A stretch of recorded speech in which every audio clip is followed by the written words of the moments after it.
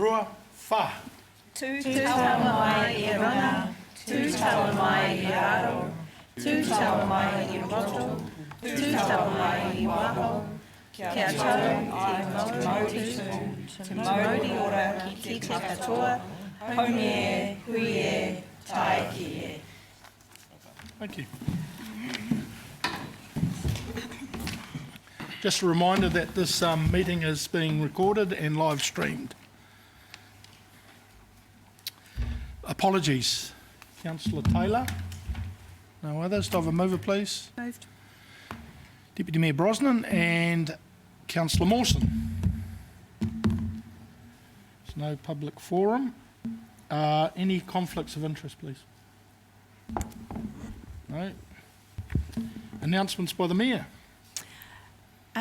Good morning, everybody, and I would just like to take the opportunity, as this is our first formal committee meeting since the arrival of Steph Roitarangi, our new Chief Executive, to welcome her to the team.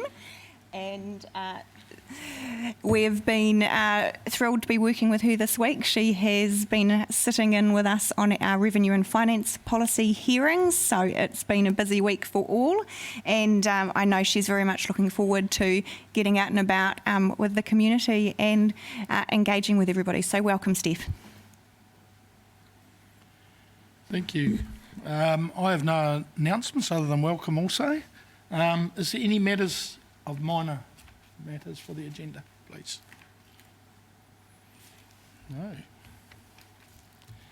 Announcements by management.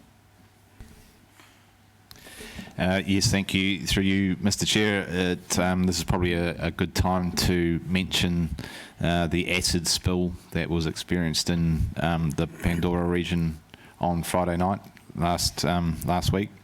This was actually one of 4 significant spills that we experienced over the long weekend, and it was quite an event.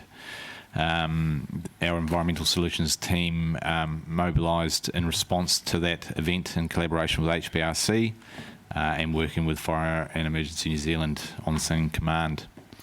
The team were out all weekend and late into the night, monitoring at the spill gate that was deployed, coordinating vacuum trucks who extracted 40,000 litres of acid contaminated water from the Thames time waterways well into the night. The team were undertaking and monitoring fish kill assessments in the channel leading from the spill gate out into the mudflaps, where Infield water quality assessments were carried out to determine the impact of that acid spill on that waterway. I've personally seen videos where the fish were swimming out of the water to get away from the contamination. It was pretty distressing for our staff, who have worked extremely hard to drive great environmental outcomes in our stormwater and our waterways for many years to come. And for many years to date. So they worked very hard on that. There's an ongoing investigation into the events that took place leading to that spill. And once we have that, we'll discuss that with our partners, HBRC and the District Health Board and our enforcement decision group on how we might proceed. I'd really like to acknowledge the whole of our environmental team. Cameron Burton, Hannah Ludlow, Chloe Waugh, Andrew Gass, Caitlin Egan, and Alex, particularly Hannah, who worked all weekend, very, very long hours in a challenging environment, and was first responder on the scene taking samples in this event. So they are true environmental eco-warriors in my view, and I think it's worth acknowledging the effort that they put in some pretty trying circumstances. Is there any questions about that event?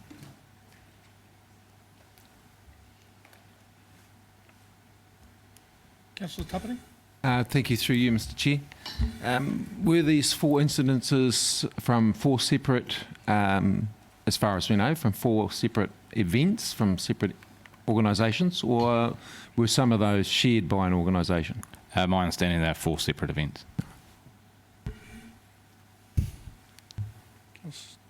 Deputy Mayor Brosnan. Thank you, John, and thank you to the team. One of the criticisms we've had is not naming organisations that have potentially been involved in those discharges. Are you able to update us on why we don't name organisations at this stage? That's a very good question and worth discussion at this point in time.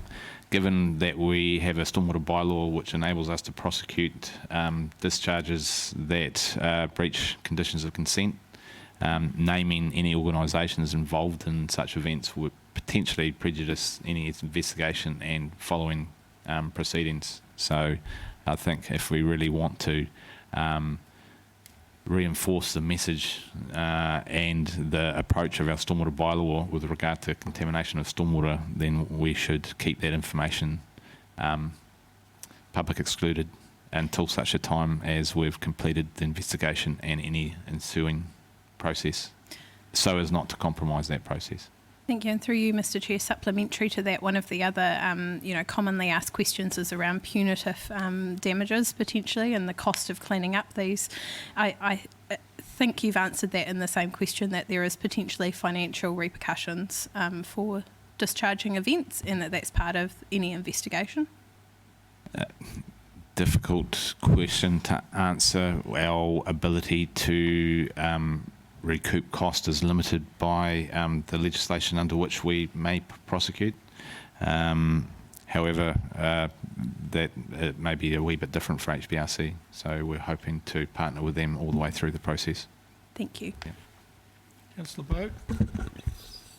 Thank you, John, and your team for tackling this really difficult situation. Do we have any idea how long it might take to restore the estuary to its pre-spill state? I know it was far from perfect, but any idea how long it might take to clean this up? I'm going to look over my shoulder at this point in time to Cameron Burton. That's a warning. Mr. Burton. Yeah. You do? There's no seat there.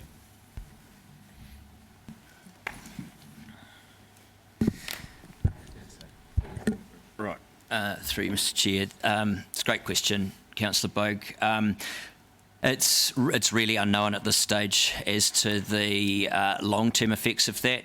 The short-term effects were significant fish kill within the estuary mudflats, and it's likely that shellfish will be most impacted for the longest period of time because the acid eats through the chalky shell substance, and while it's largely water soluble, so within a few tides it will go from the water column, if any has been embedded within the shellfish themselves and the sediments, then that may have an impact for a much longer time, and we'll be working to ascertain exactly what those effects are.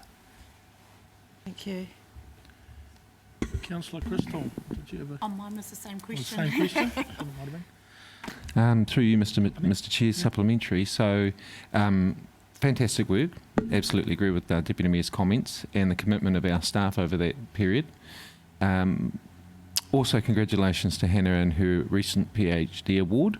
Is there going to likely be any science that might help us to identify the impacts around this event or these 4 events that we might be able to piggyback off those samples, or was that from a different area of the estuary?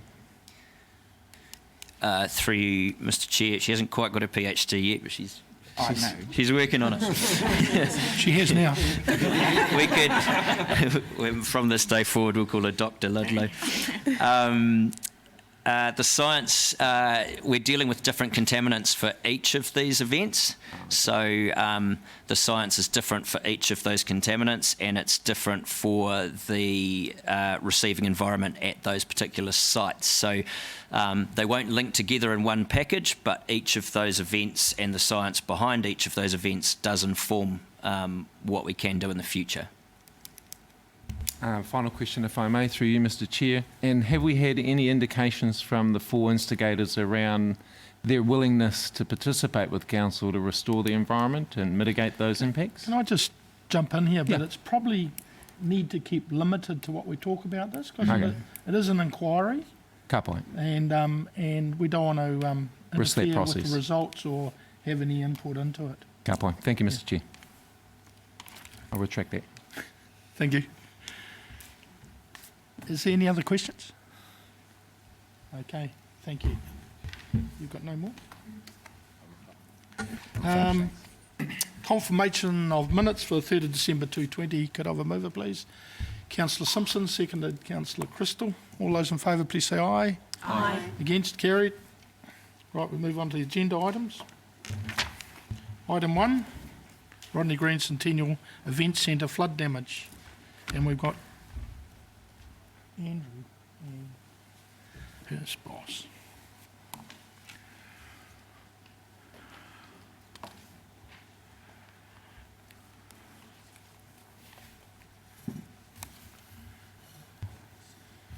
Away you go. Terrifying behaviour.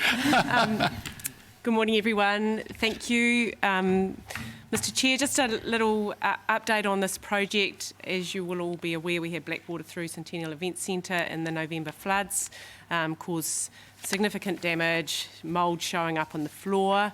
Clibby's done a heap of work in terms of looking at the options and where we might land on this one. It's an insurance job, so that's a really good thing, and we are looking to replace like for like on the floor. Notwithstanding that floor had been in a wee while, so we might get something just a little bit more modern as a result of this process, just to reflect what's available on the market now.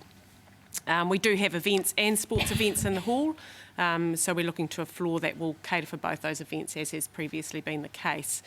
There were some questions raised earlier on, given that the building's going to be out of action for a wee while, whether we should do some other works during that period.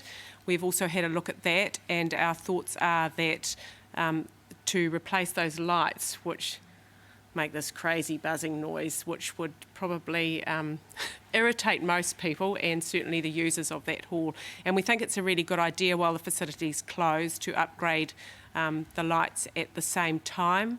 So that our recommendation in this report is to do the lights while the facility's out of action. Now, I know the first question is going to be how long is it going to take, when's the facility going to be open?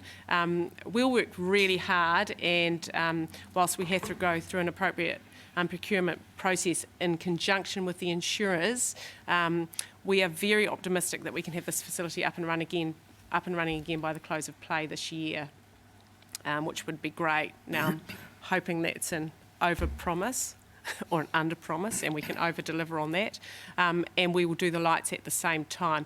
The other issue that's been raised is the potential to do some earthquake strengthening while that building's out of action, but it is all good for now. There's work to do on all of our buildings in that regard, but as we work through this process, we've kind of agreed that we probably need to do some work on the earthquake strengthening issue and get together some kind of parameters which would prioritise work in that area. So that's the first recommendation, that we will crack on with that work, and if the council are of mind to endorse that, and that we do the lights, which would be funded through the Sports Grounds IIR funding and some McLean Park funding that's available for that purpose, and that we progress with a like-for-like replacement of the floor.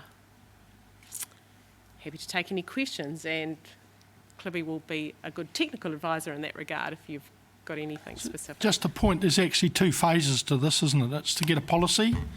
Yeah, but the policy will happen in parallel. So that won't be our Yes. first cab off the rank. What we've said, actually, we probably need a bit of a better steer in terms of prioritising earthquake work. Yes. The building is fine, no problems there, but there is some opportunity to improve it. But we need to get a kind of some parameters around that work. So as long as everyone understands, the idea is to get a policy, but to get on with fixing Centennial Hall is another phase to what we're dealing with today. Is there any questions? Councillor Simpson. Yeah, through you, Mr Chair, I've got a number of questions associated with the report, if you can indulge me. Look into your mic. Can you get into your speaker then? Is that better? Is it a bit short? Yeah. Which is short, the cord or me? Yeah. So my questions relate to, in 2 parts, one to the proposed policy. So there's no clarity in the report around whether you see this policy as being a high, medium or low priority, or the time frame within which you'd like to see that policy developed and approved. Fair question. We probably haven't. It is a priority piece of work because it will drive, when we're doing renewals on other works, we will need to know whether we should be including that work at the same time. But there's a lot on, as I'm sure you're aware, and Clibby and I were just talking about on the way here, and we'll probably have to get someone to give us a hand with that piece of work if you're of a mind to progress it. Yeah, well, I think if it's a high priority, then it may be that we need to support you in altering some priorities around getting that work done. Yep. Because obviously it does have impact on other assets that council may be operating, so clearly it's a high priority. If I can then move on to the structural integrity issues around the hall, you're talking about replacing the lights, and there's some uncertainty within the report around what that's going to cost. But within the report, there's the consultant's report around the structural integrity, and the statement in the report is no additional loads are permitted in there. Will changing the lights alter the loading framework within that structure, i.e. by replacing the lights, are we putting greater loads on the structure, and does that then present a risk for us? We will not, as a result of upgrading the lights, so it's not our intention to then have to upgrade all the trusses to have a greater load bearing capacity, because we'll create a bit of a minefield. So the lighting replacement, and there's still a lot of technical information to go into what exactly that is, but I don't know whether that answers your question or not, but we don't intend to upgrade the structural capacity of those trusses that are in there to accommodate heavier lights. It would be, this is the capacity, give us a lighting system that suits that. That's reasonable, thank you, Mr. Chair. Okay, any other questions? Councillor Mawson. Through the chair, this could be one for you, Clibby. So with the remedial work for the earthquake stuff, we're looking at sort of a timeline here. Would it be more expensive to do that work if the new flooring and lighting has been done first, or is it worthwhile looking at that now to save time and money? Won't save time. Potentially it could be worth, it may save money, unlikely to save time. One of the reasons is, as earlier alluded to, that we don't have a clear direction on, if we are going to do some earthquake strengthening, where is the bar? So we would have to establish that first. The work involved is relatively minor. It's strengthening some elements of the trusses from what we've had so far, but detailed design hasn't happened either. So these were recommendations, and they weren't the result of anything we're working on now, but it was previous, and they were on file about events and can they load up the trusses with lights, decorations, or any other fixtures. And the conclusion was no, without doing additional work. So I'm aware of the correspondence around council that what other work can be done. We looked at those and the factors involved in the time and cost and came up with this as the recommendation. So potentially it could be dearer to do it later, but it will certainly spin out the time frames, and there will be costs involved anyway to get those answers. Thank you. Any other questions? Do I have a mover for the officer's recommendation, please? Yep. Councillor Simpson, seconded Councillor McGrath. Do you wish to speak? No, I've covered my points, and I certainly endorse the move, the need to get on with it. Yes, yeah, that's very clear. Councillor McGrath. Yeah, just through the chair, I fully endorse the recommendation. We have a shortage of court space in Hawke's Bay currently, and I just think we need to get in and get it done. And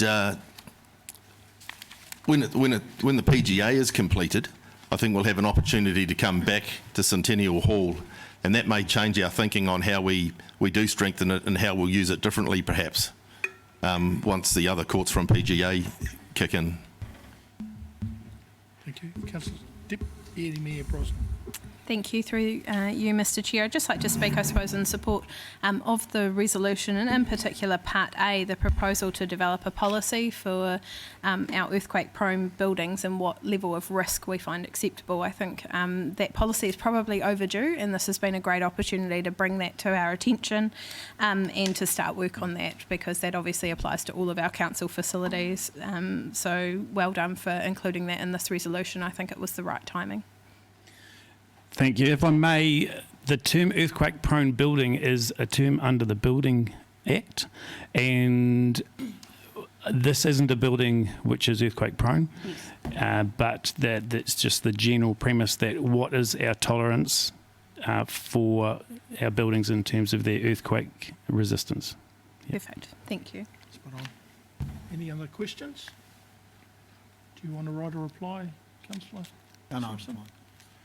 Okay, all right, so all those in favour of the endorsement, the approval and acknowledgement, please say aye. Aye. Against? Carried. Thank you.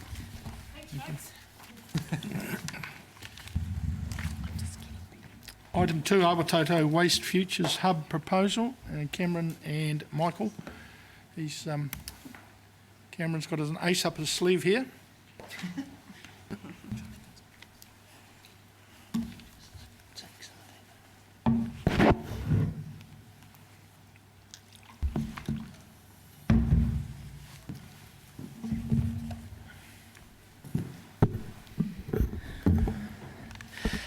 Good morning, Your Worship, Mr Chair, councillors, staff, ladies and gentlemen. This morning, this paper is in relation to an Awatoto Waste Futures Hub proposal. This was a paper that I presented to the Joint Waste Futures Committee, a committee that is spans the border of Hastings and Napier, who have endorsed its approach and wished for this to be presented to the Sustainable Napier Committee. The paper today is to receive their endorsement and also endorse in principle the approach of investigating opportunities at Awatoto for a waste futures facility. The background summary to this is that currently Napier has the Springfield Road Redcliffe Transfer Station facility. We do our best with that facility to divert as much material as we can with the assets on site that we have.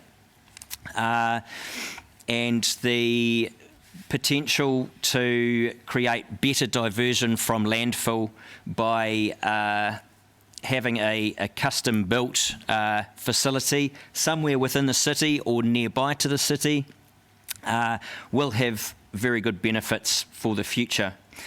There's also the potential for public-private partnerships, which is why I've invited Michael Quinturn here today from Mainoki. He's the owner, founder and director of Mainoki. And he will provide a presentation in relation to how they might be able to assist Napier to divert more putrescible waste from the landfill. Redcliffe Transfer Station is very near to or beyond the end of its life. We have a budget each year to which allows us to do patch-ups to what we've got. We are keeping that operational as best as we can, but it's going to require quite a lot of investment and is on an old landfill site, so the ground stability out there is compromised. And when we go in and we smooth out roads and provide decent operational areas, it's not long before the ground moves and we have to pay more money to try and smooth that out again.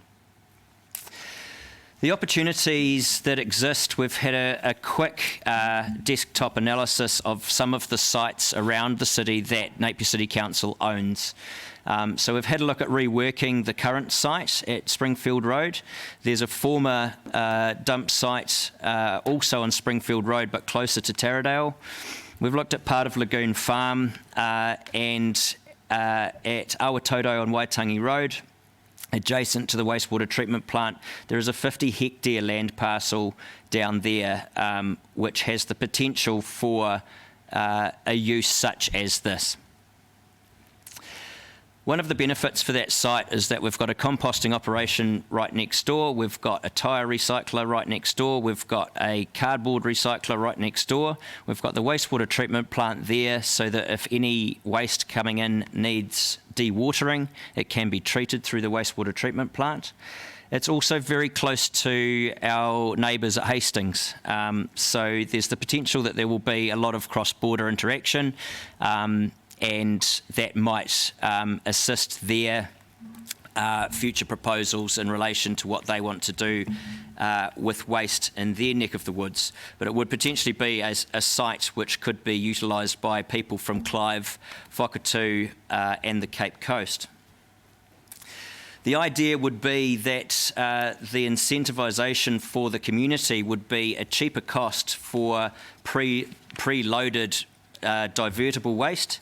So you bring your trailer in, if you've loaded it in the correct format as such, you can then easily divert your timber off it, your green waste off it, any plastics that can be recovered, and recyclable material, so that they can be utilised by community groups largely to divert that material which would otherwise have been going to landfill.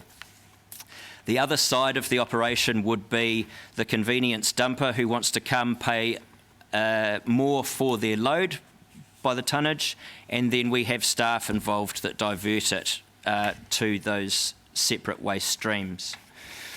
Community groups, perhaps like the men's shed, could use the timber, or there could be iwi groups or other members of the community who want to collect fabric and clothing that might have an opportunity to be diverted. This site is currently zoned as wastewater treatment, and there is a potential conflict there for potential expansion of the wastewater treatment plant and maybe ground treatment or different ways of treating wastewater. So that is something worth being cognizant of for this particular site. Currently the site is leased, and council receives an income in relation to a cropping venture that is privately run on that land. So there is a lot of opportunity there.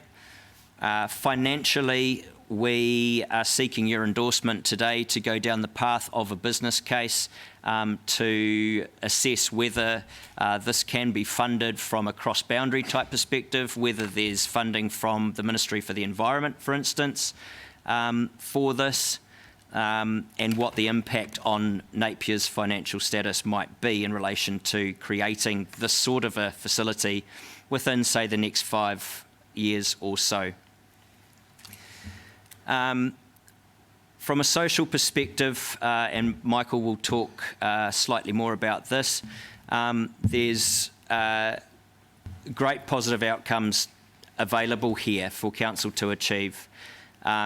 We could have charitable community groups working on the site, utilising the diverted waste, potentially with any diverted putrescible material being food scraps, small green waste items and the like, and potentially some byproduct waste that could be turned into worm castings, for instance, in this example, which could be provided to the area for community groups to have community gardens and grow vegetables, for instance, on that site.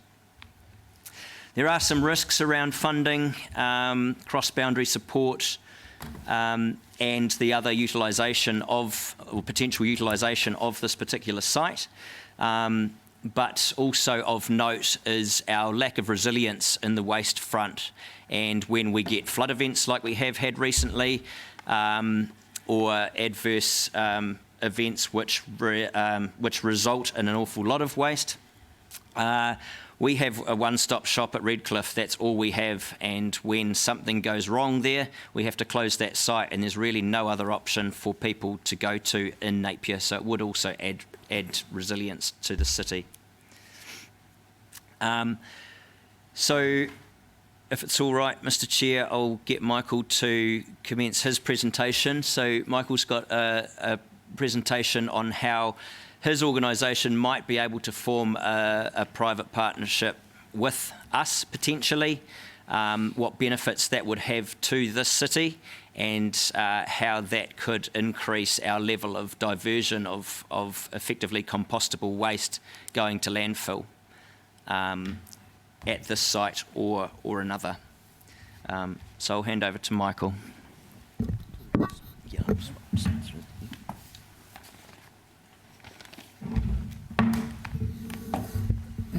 Thank you, Your Worship, Mr. Chair, councillors, ladies and gentlemen. Thank you, Cameron, for the introduction. Just getting this. Oops.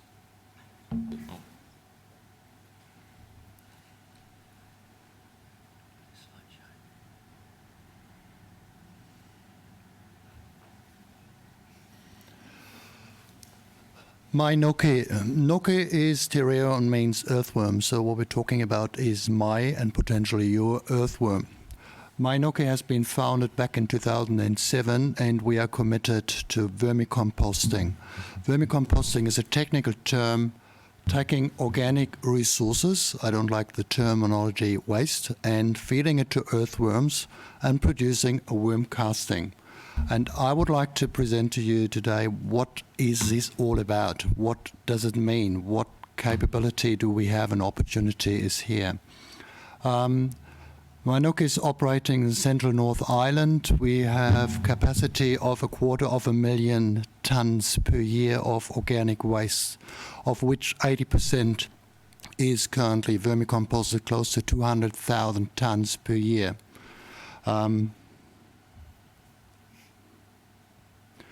We're talking organic resources.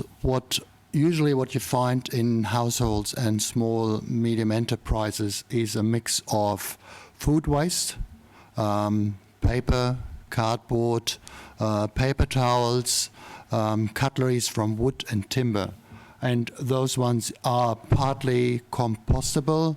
Most of the time we find in New Zealand that they are still landfill. So these are general waste streams we find here. Is from your plates, your food, leftovers, from the canteen, from the kitchen, including bread, pasta, cooked, uncooked material, bones, fish bones, mussel shells, coffee grounds, tea bags. But in addition, we have more and more organic, decomposable products like these wooden cutleries, wooden bamboo trays, or from the fast food industries, from tourist industries, these packages like coffee cups, paper wrapping, and the likes, and paper towels. We use a lot of paper towels. And this is a good thing because we have 5 pulp and paper mills in New Zealand, and they can provide all these products. And we do have cardboard, and we are collecting 200,000 tonnes of cardboard and paper waste in New Zealand, but we have a capacity of processing just 50%, 100,000 tonnes of cardboard in New Zealand. Some of the cardboard is shipped overseas, but this is drying out this market, and we have to find solution within New Zealand to take care of these resources other than landfilling. And this is what is happening currently in many places. And this picture is showing actually a biosolids. So from your wastewater treatment plant, the biosolids are landfilled. And biosolids, night soil or sewage sludge, dewatered sewage sludge, is a high quality feedstock for earthworms. They've dealt with this for 460 million years, and they're still doing this. So we can feed this to the worms. And it doesn't need to be landfilled at high costs and creating air emissions to the producing greenhouse gas emissions and producing leachate, which has to be treated in wastewater treatment plants again. There are some specific waste streams in the Hawke's Bay, and this is one of the canals dewatering the air via the farm around the airstrip. So you find these algae and lake weeds or water weeds growing in here, which need to dispose to landfill.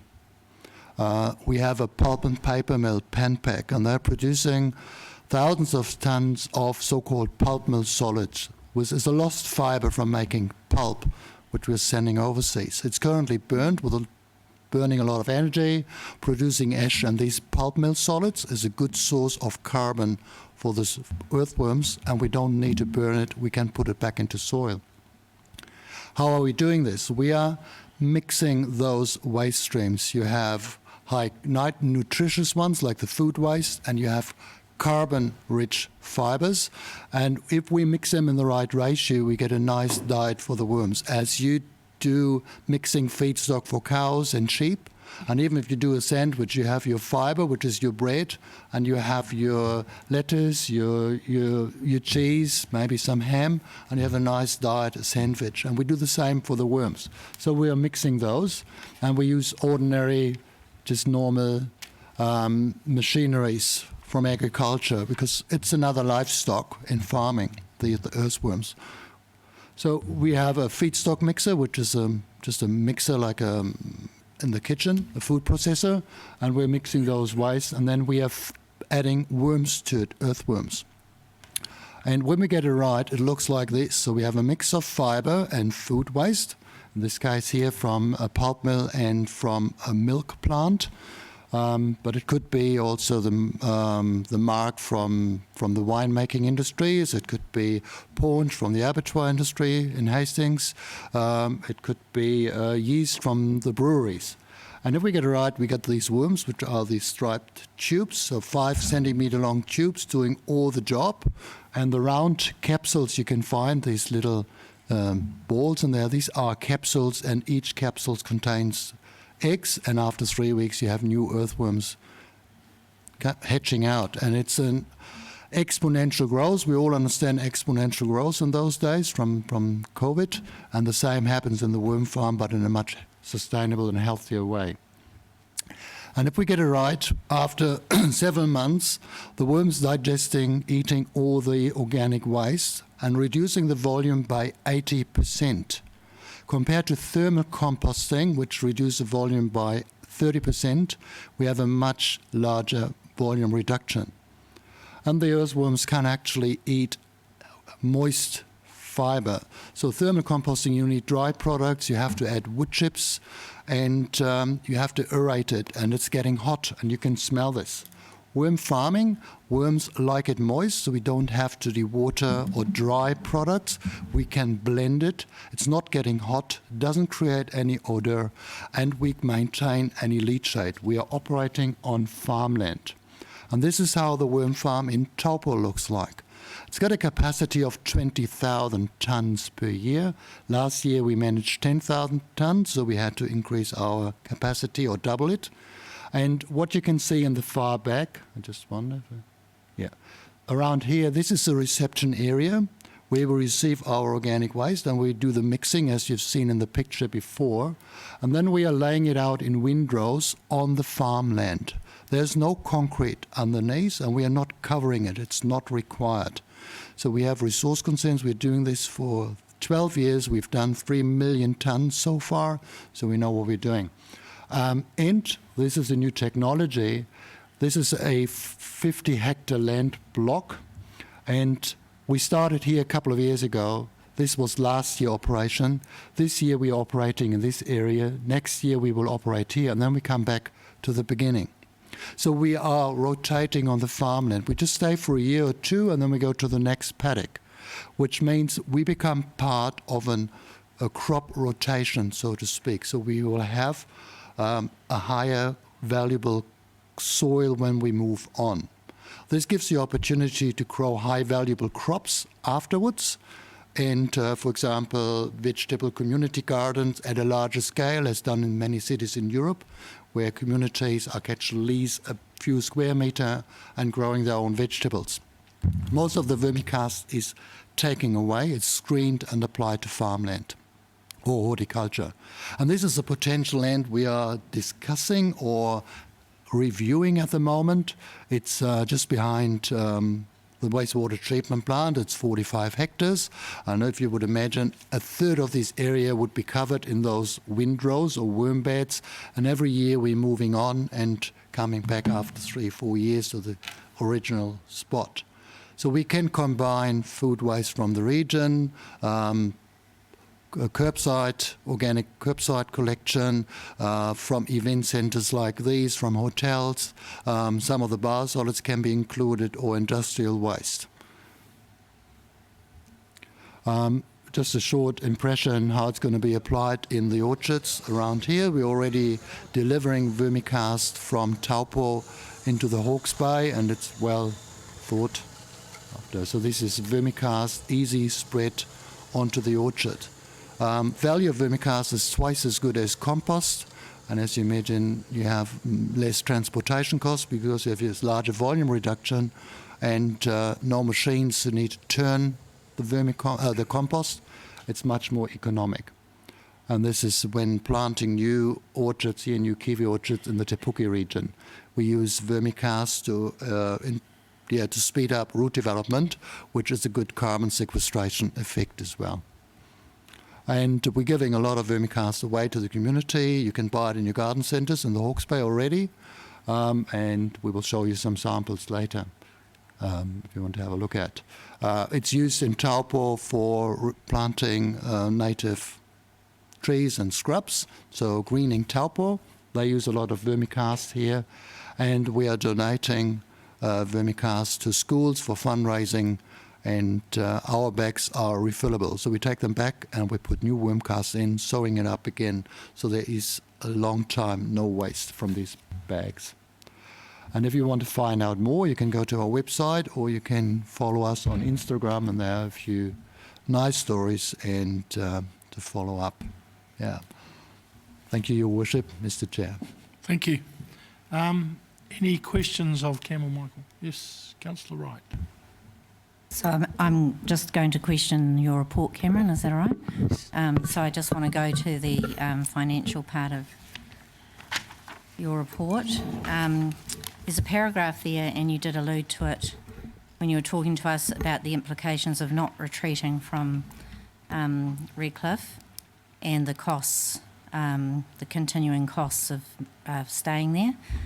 I just wanted to ask you, has there ever been a report presented to Council on the transfer station, its current condition and the ongoing maintenance costs to keep it functioning at its current level of service? Because we haven't seen that information, and I'd like to be able to compare those costs with the potential millions of dollars that we're going to have to invest in a new site. And while I'm really excited about the potential of the new site, and you talked about getting this done within 5 years, we've got massive pressures on our budgets and our rates and our ratepayers, and so I really would like to be able to compare those two things. I think it's really important that we know what costs we are currently facing, and really to compare what we want to do with what we currently have. We need to understand what we currently have, the cost of it, and how the costs of maintaining that are going to impact on our budgets into the future. So if we could have that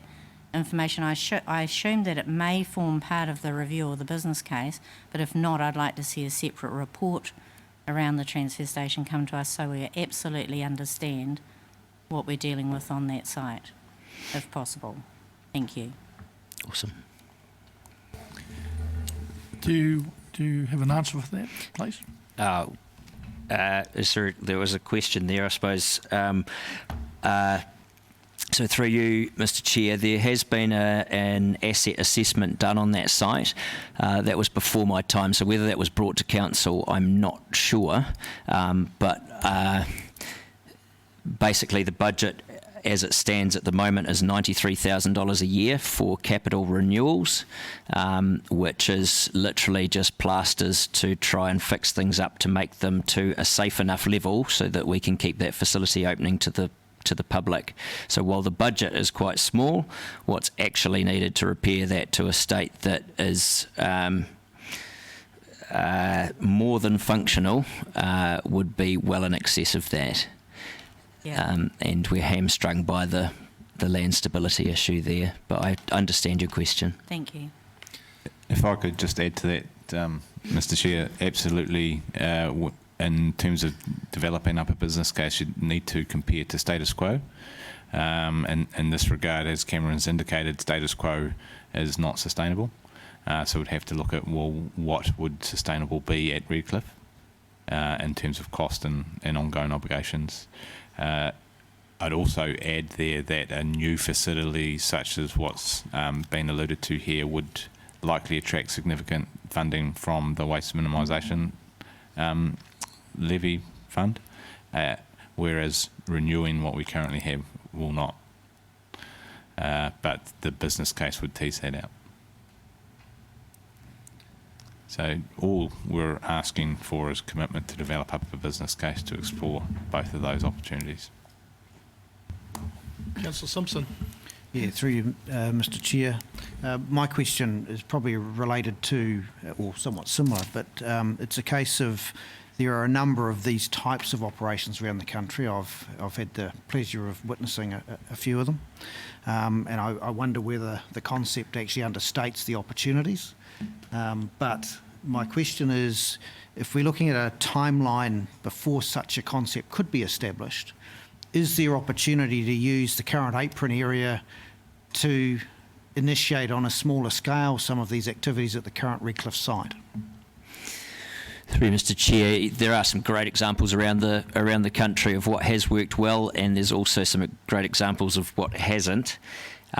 So we need to learn from those. This paper is just to seek endorsement so that we don't go down a rabbit hole looking through these things when it's not what you think is best for the city. So I'm more than happy to step back from this. And I'm more than happy to push it hard to try and make it happen, should that be the decision that's made today.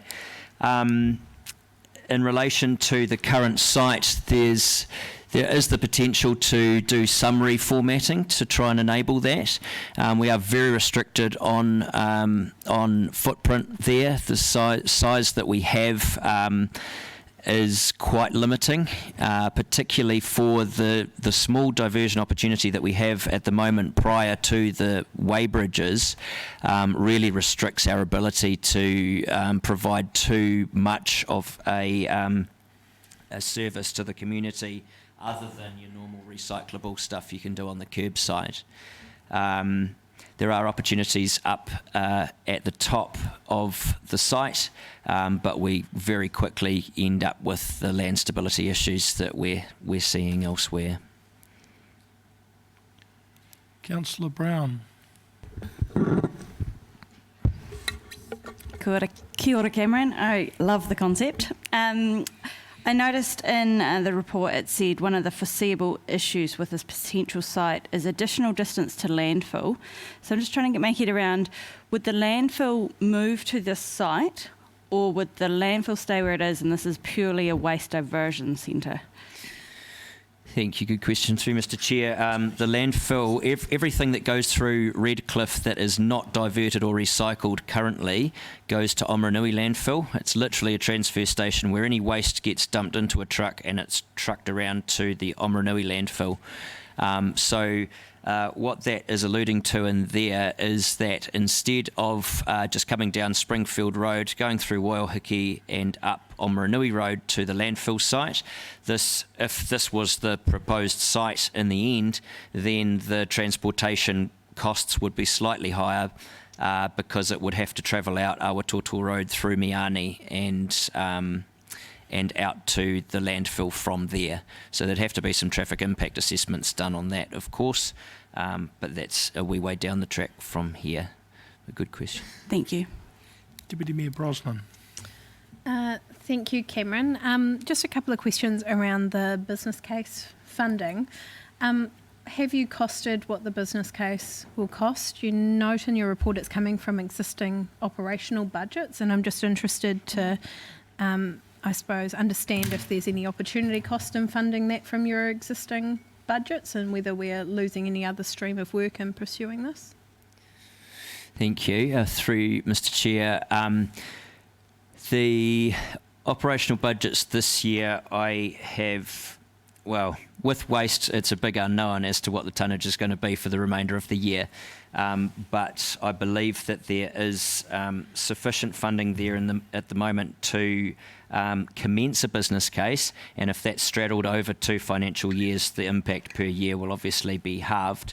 So that's just a very desktop analysis of where the opportunities might lie there. So, sorry, have you costed the business case? No, it's not been costed as such at this time.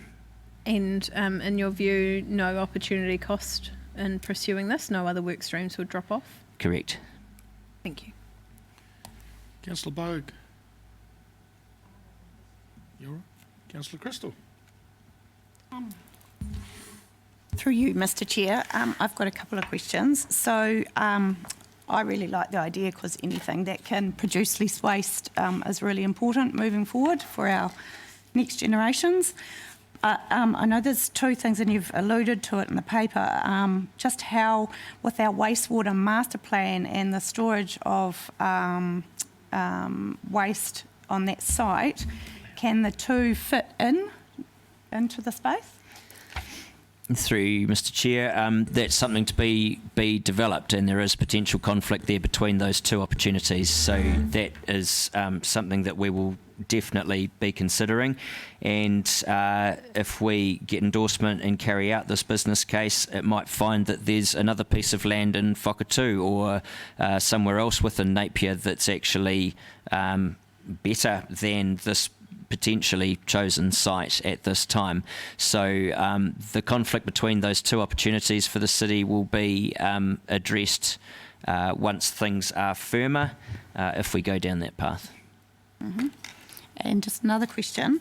When you're collecting all the waste for the worms and things, do the industries pay, do they deliver it themselves? Do you go pick it up? How do you they're obviously getting an advantage in this happening, so do you charge them for it? How does that work? Thank you for the question. There are different options to do this. So sometimes the industry provide land and deliver it to the worm farm, and we handle it from there. And there's a small gate fee, which is far less than any landfill, and reduced transportation costs. And the waste producer benefits from the product where possible. So if it's, for example, in agriculture, it goes back to agriculture as a soil conditioner and improves fertility of the soil. In some areas, we are collecting the waste ourselves from hotels, restaurants, and probably rest homes in the future. This gives us the opportunity to be in contact with the waste, not producer, but separator, so we can control and advise on site to maximize the reduction from landfill. This gives saving to the landfill costs. For example, there's one office building and they take 78% of their waste is going to the landfill and only 13% either recycled or landfilled. Other areas, it's a combination, so we organize transport. For example, Hamilton Biosolids, we organize the transport and the processing on site, and Hamilton City Council saves big money on not landfilling it in Hampton Downs. Same in Taupo, they organize transport through a third party, and we only receive their biosolids, and we organize transport of fibre from a nearby paper mill to match those situations. It's a combination. We have been approached by a couple of communities who want to organize the collection, curbside collection themselves as an entity, and we are supporting them and we're giving advice what waste products we can receive. So they want to do this themselves, or they want to actually do the bagging and the selling of the vermicast community organized. So it's a very flexible model. We can have joint ventures with local communities or landowners or with industries.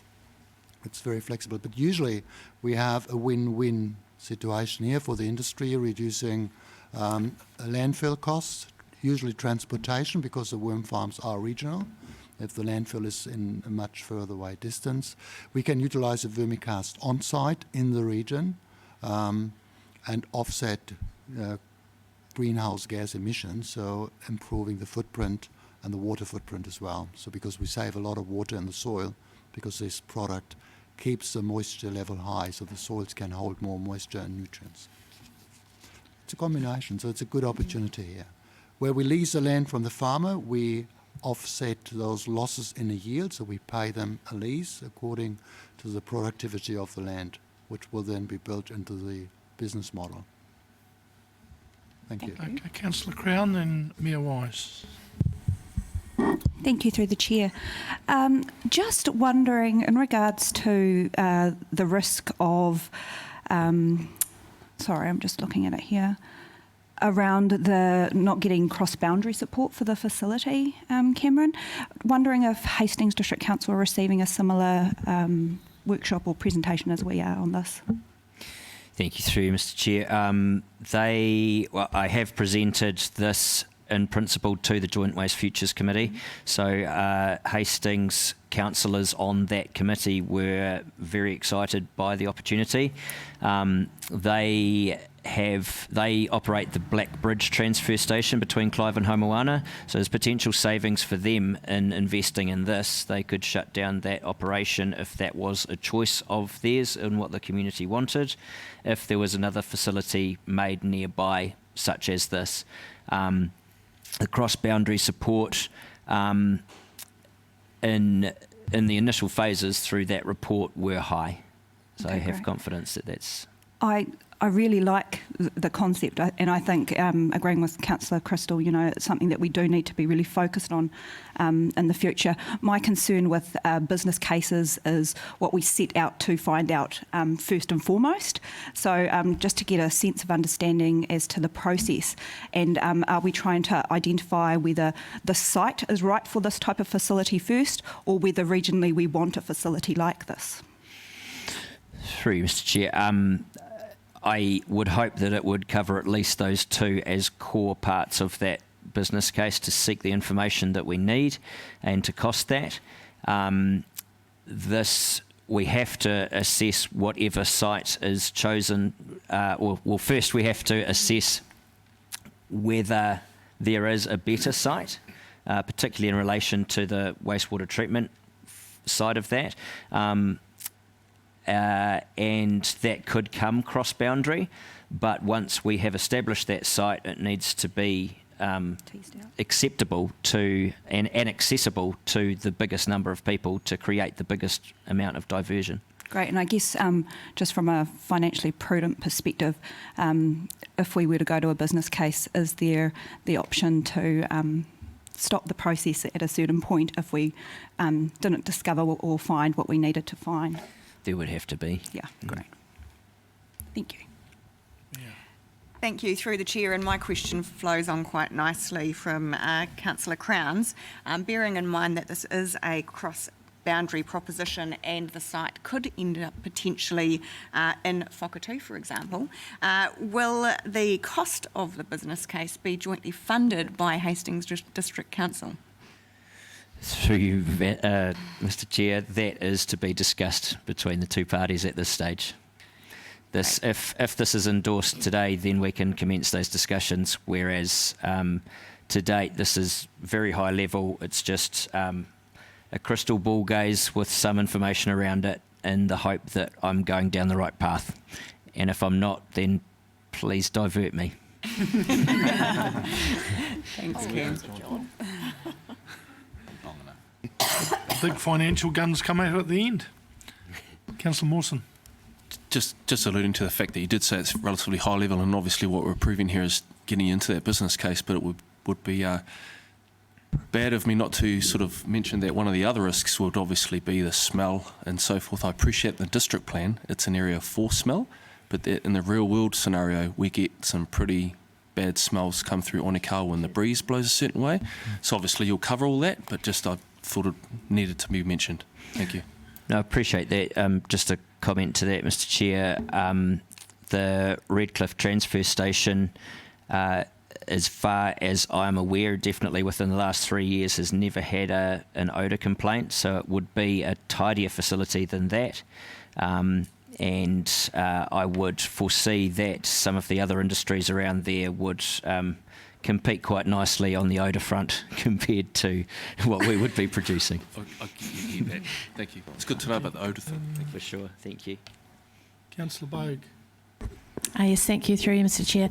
As you know, our funding and budgets for the LTP have been more or less set.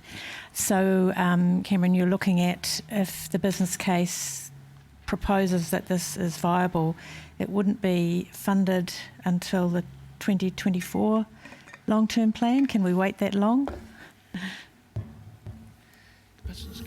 Through you, Mr. Chair, if we have to, we have to. is the answer to that. We don't know what funding would be required until we get to this point.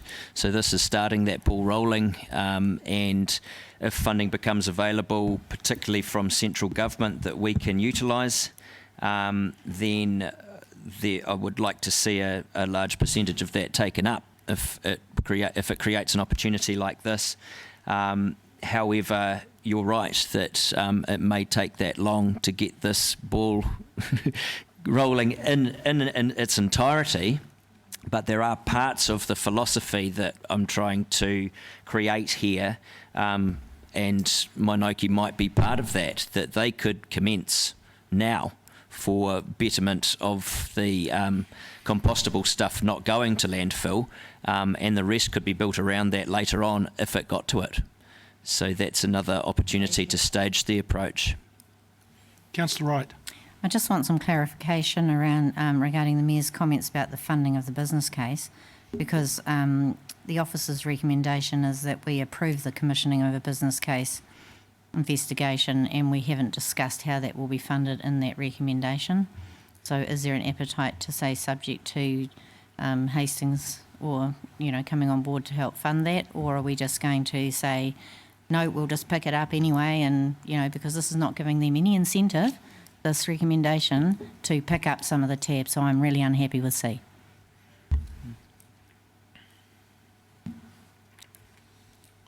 Is there any other questions?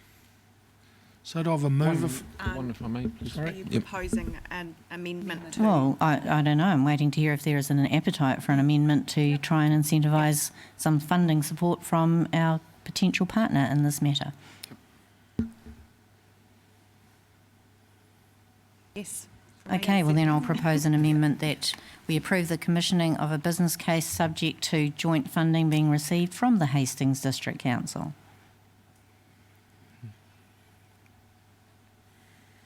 And if it doesn't happen, Cam, you can always come back and we may have another look at it. I'm happy to second that. Okay. Councillor Tapani. Question for our guest speaker through you, Mr. Chair. Mainoki is fantastic, and as you said, it's been going for over 2 million years in their job. So I was watching your video and looking at the area of land for the volume of biomatter that was coming into that operation. Is there, being mindful of the fact that we've got potentially the wastewater expansion and there may be different options for discharge around that, is there sufficient space land-wise in an area that you may have to share with, I suppose this is a shared question really, is there enough space in that area for the variety of services that we want to operate there, given the practice looks like it needs massive area to be able to process? Thank you for the question. We need, or per hectare, we can process 8,000 tonnes per year. So it sounds it's a lot of area, but it's actually not, and we are rotating. So you take, for 8,000 tonnes of waste you usually landfill, you have 1 hectare per year occupied, and this is only for 1 year. Okay. We are looking currently at other sites in the Hawke's Bay and beyond.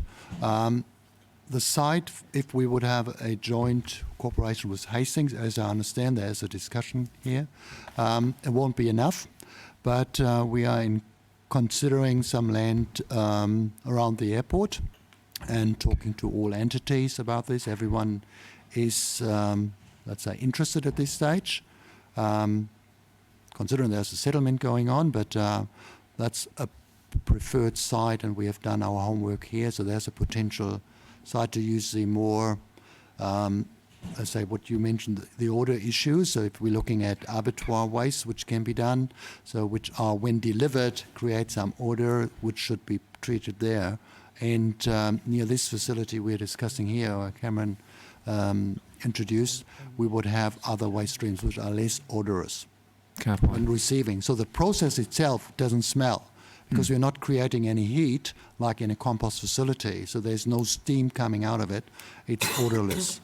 But when we receive waste material, yes, you have to have the typical odor.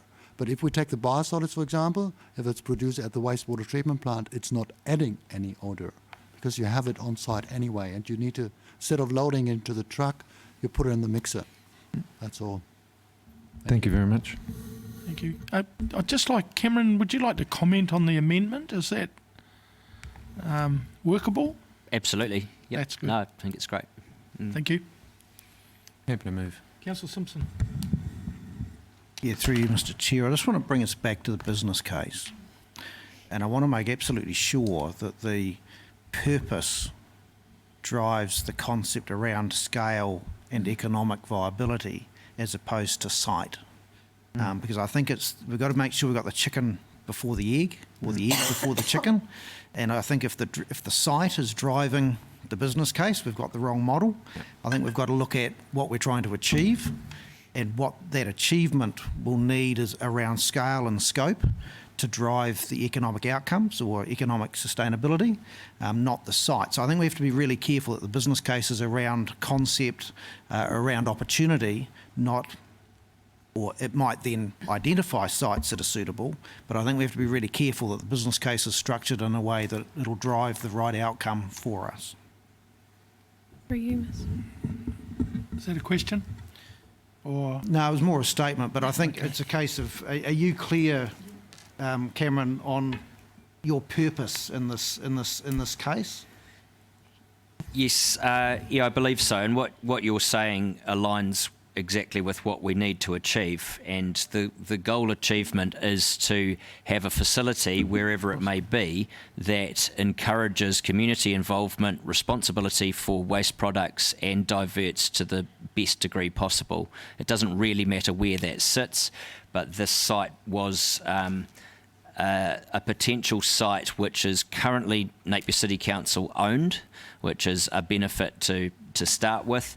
And it was basically just to create engagement and show that a facility could potentially be in a place like this that we already have under our belt. thank you. Through you, Mr. Chair, I concur with Councillor Simpson's comments, and I was looking at the wording of C, and I wonder if more the intent of what we're talking about here is actually to approve the commissioning of a business case to investigate the viability first of a new diversion centre, and then including site recommendations, funding opportunities, ownership structures, etc., subject to the joint funding. And I think potentially if we reworded along those lines, that would achieve what Councillor Simpson and both what Councillor Wright were speaking about, because you're always, I'm always cautious of going into a business case with a preferred anything already. So being that we're mentioning a preferred site in our recommendation, I can imagine that wouldn't go down well potentially with Hastings, and if we want them to come on board as a funding partner, then I think we need to first investigate the viability and then move forward into site recommendations, etc. Sounds good.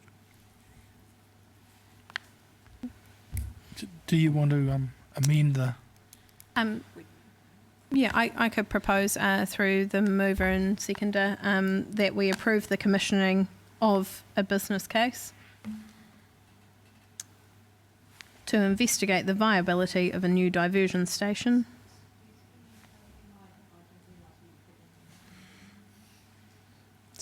Approve the commissioning of a business case to investigate the viability of a new diversion station / centre. I don't know what the appropriate wording is there, including site recommendations, funding opportunities, ownership structures, subject to joint funding with the Hastings District Council. Mr. Chair, does that mean that option B or point would B have to is change redundant? too. So you probably just leave off a future hub, wouldn't you? Add a, Take out that hour toto. take out Our leave- remove Keep that our total. leave future hub there and take add our toto out.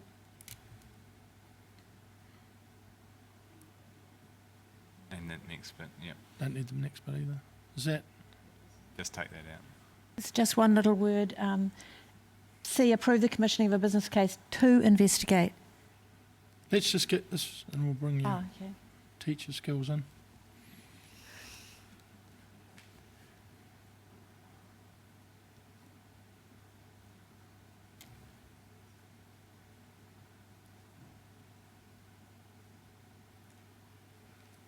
B looks wrong. Are you happy with that, Councillor Wright? And Mia, you seconded today, so you're happy with that change? So, just what was the point you had, Councillor Bogue? Oh, it's been corrected. It was just a little okay. grammatical, I guess. Councillor Mawson. This isn't altering the recommendation at all, but I'm just wondering if we could go back to Councillor Wright's request and maybe look at that report to come through as an action item, please? To get that report, that if it's been through, this is going back to the actual existing transfer station, and that there was a report done quite a while ago. That just wondering if that could be an action item, if we could get that through, please. Yeah. Just the report on the existing. Oh, well, if that just came back to this committee in the next round, a small report about covering off my concerns, that would be really, I'd be really grateful. No problem. You would hope in a business case they would come out. Yeah. Councillor Brown. I think this is inherent, but I just wanted to clarify. As part of the business case, we're going to take into account the non-financial benefits as well, aren't we? So Definitely. yeah, cool. What it should come back as a case that tells you whether we should go with it or not, and it will work. Yeah. In a nutshell. Any other questions? Not a question, but I'd like to speak to the motion after the mover and the second. I'm not sure if the mover and the seconder have had their. So you're happy to move that, Councillor Wright? Seconded by Mayor Wise. Would you like to speak on? Let everyone else go first. Ooh. Reserved. The Mayor, would you like to speak at this stage? Look, just to say that I think it's vitally important that we are looking at future proofing and options in this space, and I think that if we can move forward in a partnership with Hastings District Council to consider the options for both of our communities, then it will be really good to have some robust information on which to make future decisions. Deputy Mayor Brosnan. Kia ora, Cameron, and thank you very much. I had the pleasure of being on the Waste Futures steering committee when you first presented this option, and would just like to convey, I think, what you did earlier, that this was seconded, that this be referred back to our council from Hastings District Councillor Sears as well, and so they had a great deal of interest and enthusiasm for this project as well. I think from my perspective and sitting through the WMMP, this is actually a key component of our implementation of the WMMP, is to investigate those diversion opportunities. And I think you should be really proud of the kind of future proofing, as the Mayor has mentioned, and that foresight around what the future of our waste looks like. And I have no doubt that our planet will come to a full circle economy at some stage where we don't produce things that can't be diverted from landfill. And we need to be at the front of that. So I really congratulate you and your team on looking ahead.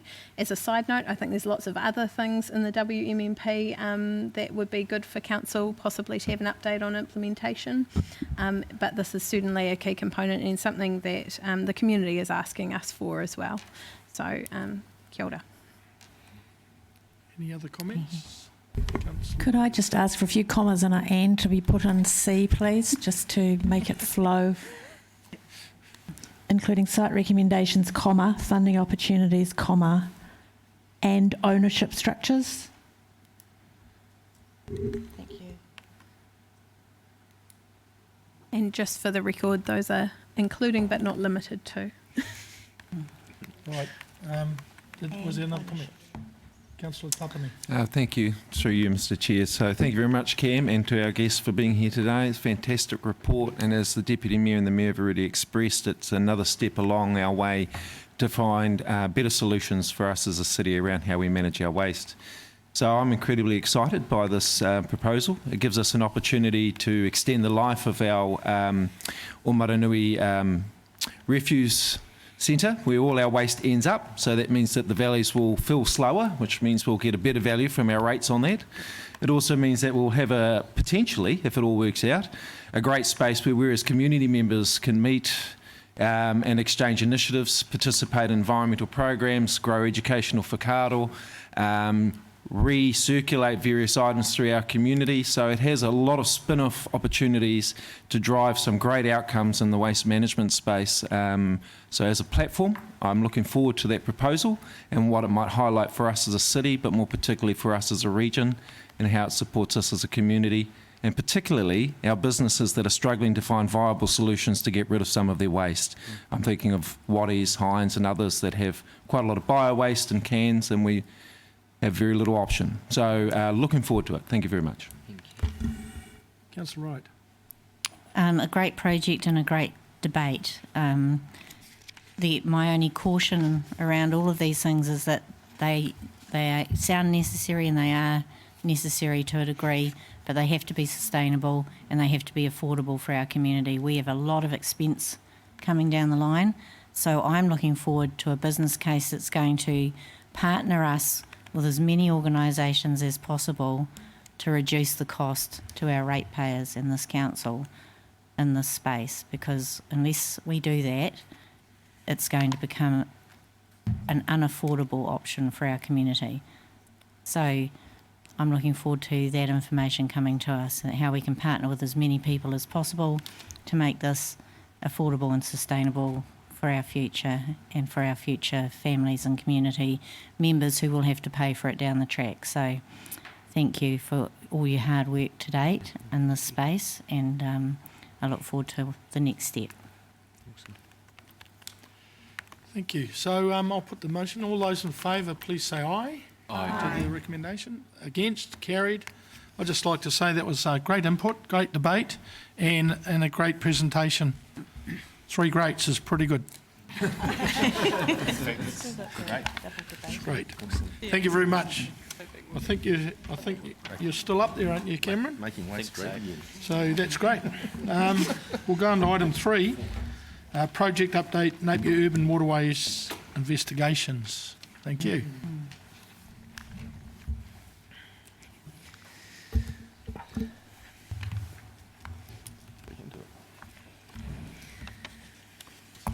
Good morning again.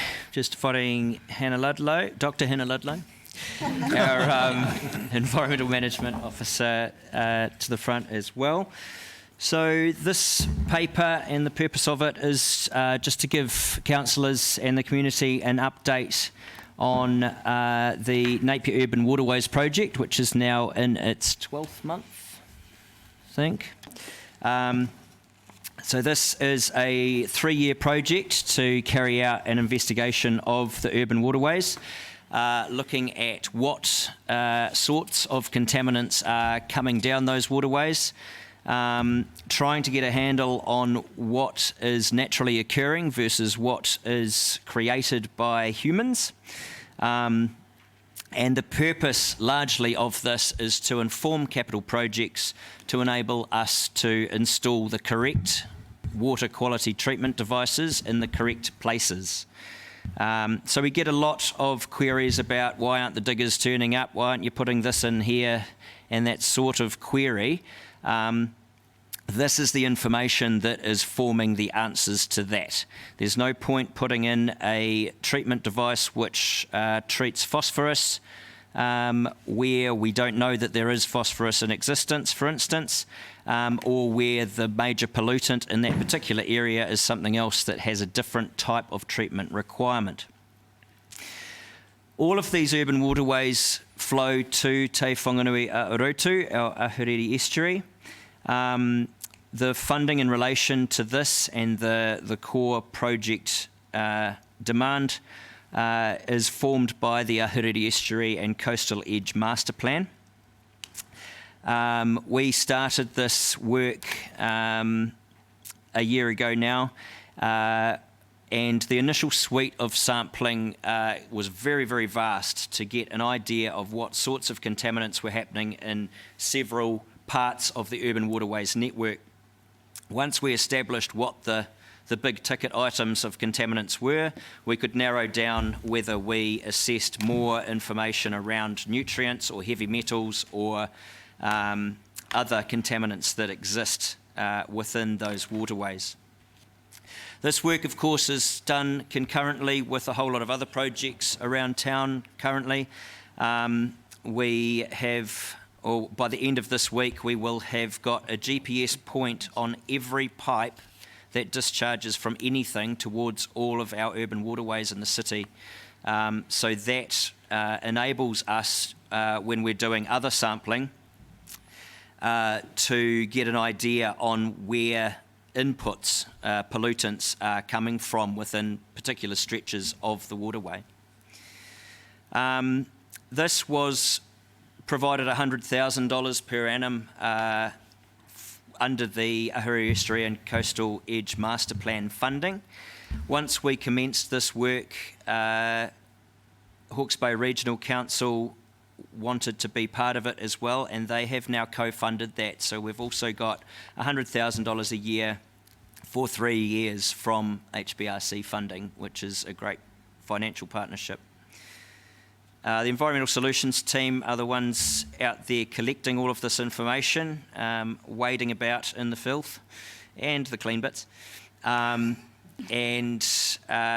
So without further ado, I'll pass over to Hannah, who can give you an idea of the more scientific findings around what we've ascertained within these multiple monitoring points throughout the city. Kia ora koutou. Wave at me if I'm not loud enough. I have quite a quiet voice. So I just want to build off what Cameron was saying and really highlight the necessity of this project. It was listed under Project 1 of the Ahuriri Estuary and Coastal Edge Master Plan, but it was also packaged up with the potential to implement a treatment wetland or something similar close to the discharge points of our major waterways. It's written in quite small text, so it's very essential that this project is prior to that implementation. And as you'll see at the back of the report, it talks about risk of potentially implementing a wrong solution. So this project is really just to get a thorough understanding of what actually is going on in our waterways. As neither Regional Council nor Napier City Council at that stage had a thorough program of investigation as such. So at this stage, this project is purely data collection. We're running it month by month to collect water quality information, including nutrients, heavy metals, solids, and in situ readings such as pH, salinities, and oxygen in our waterways. And we run that in year 1. We have run that across 25 sites regularly. It's now moving into year 2, where we're looking at 21 sites as a bit of a reduction, as we're confident a few sites could be dropped essentially to save on time, which is quite precious to us. So I think the report's missed a bit of an update in some of the graphs that we've put on the paper copy. So I think you might have an old version of one of our maps that shows bubble plots. So these are some updated versions from our consultant who's been pulling together the first 12 months of data. I'll sort of go over some key points while we look at those. So this first one, zinc's always a hot topic in urban areas. Zinc is pretty universal from roads, from roofs. Obviously you galvanise something to improve the quality and length of its life, but that has spin-off effects on rainwater hitting zinc and actually being able to carry zinc away into waterways and our estuary. So most of the time zinc is an issue in rainfall, which we have seen in this project. These maps don't actually show that in detail as they're very high level. This is just a summary of the 12 months of data we've got. But yeah, you can sort of see there's a key down the side of it that says above guideline, and anything in orange is above the guideline for protection of species, aquatic species. So we do have a bit of an issue with zinc in the city, and that's sort of consistent with many cities across New Zealand. So if we go to the next one. Cameron touched on phosphorus, and it's something that Regional Council have brought up as well as a bit of an anomaly in Napier City. Phosphorus levels are universally excessive across every sample we've taken for this project and for others, and you can see that in our above reference guideline map that we're showing there. At this stage we are unsure, and the same with Regional Council, as to one particular source. The best guess we have at this stage is the potential for marine soils as part of the uplift to be impacting our water quality results. So that's probably our key concern, I suppose, particularly coming from this project. And this one is another example of a universally excessive, sorry, not in this project, but a common contaminant from urban centres. Like zinc, copper is also found in many things, particularly brake pads. There are a lot of copper-plated things that people use in and amongst their homes, and rainfall can actually dissolve and carry copper with it as well. So what we've seen from this data is actually the copper that is showing up is largely as a result of rainfall. And I have to point out probably the northeasternmost orange site there. We're calling it Forgotten Creek, but I don't know if it has a proper name. That's along Hyderabad, close to? Yes, at Pettigrew Corner. Yeah, so Pettigrew Corner. That's that concrete line channel that only flows when there's been some rainfall. And that is another key point with this project, is that we ran the first year over one of Napier's most drought-ridden years, I suppose. So that point there is a little bit skewed, I suppose, in that it's only averaged over 4 samples, which were all rainfall, when the rest of those points were sampled in situ, including the rainfall, sorry. Any more graphs? Sorry, through you, Mr. Chair. And is that the same with the indicator from West Shore? Through you, Mr. Chair, you're talking about the Northernmost Point? Yep. So the Northernmost Point is almost a stagnant water body right beside one of our pump stations at Onehunga Road, and that is in and amongst an urban farm area as such. So just touching on a few more key issues that we've highlighted as a result of this project. Low water flow, no surprises there, again in drought, and obviously Napier City in general has a very low incline for water to flow naturally, which has also brought up another interesting point about this project, is that many of the sites we visit actually act as wetlands in themselves in terms of how slowly they flow. So there is quite an opportunity there to investigate those sites and investigate potential in situ wetland site encouragement as such, whatever you want to call it.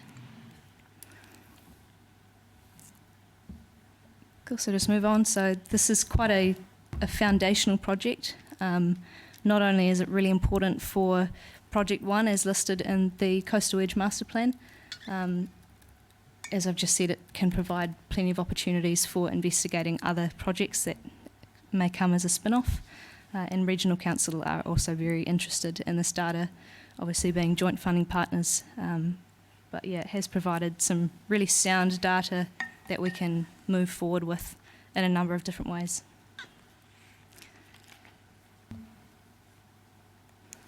Cool, I think that's enough from me. Cameron, have you got anything? So in relation to this paper, it is just for information and discussion. But yeah, a lot of effort has gone into the physical monitoring of all of these sites over the last year, and with 2 years of fine-tuning and obtaining additional data to make sure we're making the right decisions in the right places. We are looking forward to the full outcome of that and the capital project starting based on this information. I just have a question myself, and I don't know how to word this, but would there be any outlet that is not monitored that goes into our estuaries or sea? I guess you don't know the unknown either, do you? We monitor every urban waterway that goes out into the estuary, whether they're in HBRC ownership or our own. So all of those going to the estuary from the urban environment are monitored. There are, of course, other inputs coming into the estuary from outside of our jurisdiction as such that may have less or no monitoring carried out. Thank you. Is there any other questions? Yeah. Deputy Mayor Brosnan. Thank you, Cam and Hannah and your team. Just a couple of questions from me. How much change would you expect in terms of margin of error from the sampling you've done in year one over the next couple of years? Could we expect those numbers to change dramatically, or do you feel, I think at one stage, Cam, you said a year's data is a good amount of data, and so I'm just interested to, see how much change we might see. Through you, Mr. Chair. Good question. A year's data is a good start. In an ideal scientific world, we would have been doing this for the last 10 years to get a really good understanding of the seasonal differences, because a year's data, there's 4 seasons worth of data. And in saying that, last year was quite a severe drought across the whole year. So when you're talking about waterways and stormwater, not having much stormwater is definitely a key point. If depending on the weather patterns of this year, I would expect the data to show changes, particularly in metal content, and that's like I referred to in the copper and zinc content up on the screen behind me. Not sure if it's still there, but yeah, particularly in rainfall, we see differences in metals, and that's dissolved and total metals. Nutrient-wise, nutrients seem relatively stable across dry weather and wet weather flows. So I would expect a change. Thank you. A couple other questions. You mentioned the sampling of water quality. I understand you're also doing some core sampling of the sediments. Was that this project or a separate project? Through you, Mr. Chair, another good question. That is through another project also funded by the Ahu Estuary Coastal Edge Master Plan. We can certainly talk to that later down the line. We're waiting on some quite significant results. So those samples have gone down to Otago, and as far as Otago have told me, we're the first to send estuarine samples down there, so that the first in New Zealand that is, so that's quite cool. But yes, we've completed the field work for that project and we're waiting the results. Thank you. Look forward to seeing those. And through you, Mr. Chair, last comment from me. The community, I suppose, are eager to see some change in this space, and we've talked about it, around this table for a number of years, or planting out urban drains and getting that water quality up, etc., and all the benefits that come with that. I suppose my question is there someone working on an implementation plan that's running parallel to this, so that we can hit the ground running when we are confident that we have the right data in terms of those urban waterways? I'm obviously familiar with the end of line stuff that we're talking about around the treatment wetland, but more those tributaries. Through you, Mr. Chair. Our view at Napier City, particularly in our team, is that rather than end-of-line treatment, it is far more valuable to view treatment of the waterways as ecosystems themselves. So I hope I agree sort of what you were hinting at there. In terms of the balance between drainage and water quality, that is something that's being investigated by HBRC, as we are joint asset holders as such in a number of these waterways. Obviously, Napier being very flat, there is that incredibly fine balance, and that is something that's being worked with between the head ecologist there and the asset managers. Just further to that, we can spend a whole lot of money on putting treatment devices in, either in the streams themselves at end of pipe or end of the system. But obviously, concurrently to all of this work that's going on, we've updated the stormwater bylaw for the city. We've engaged in and created the stormwater education campaigns.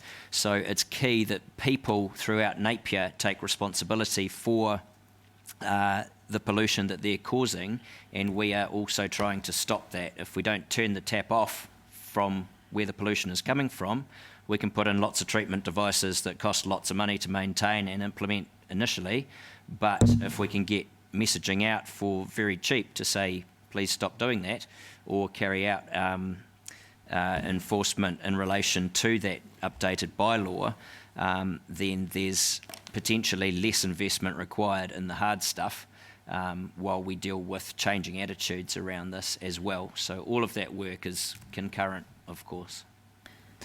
Just, sorry, Mr. Chair, supplementary. I'm not sure if that I may not have conveyed my question correctly. I suppose what I'm asking is, if we've got a whole range of interventions we can do in our open waterways, we've got another 2 years of data to collect before we're comfortable to know exactly where those interventions go. Is there a body of work working concurrently along that, so that when we get to year 3 we can actually implement something on the ground versus start another planning process? If you know what I mean, are we going? Understood. Yep. Yeah. Yes. Go on, John. Oh, through you, Mr. Chair, I was just going to jump in there and say that our 3-year program of work includes the next phase is to engage an independent consultant to review the data that we've gathered and look at what our generic treatment options are for those particular contaminants, and perhaps identify where they might be deployed based on the information that we have, but also to advise us on what further sampling and monitoring we may need to do to further inform those separate pieces of work or those disparate locations to further inform detailed work around treatment options.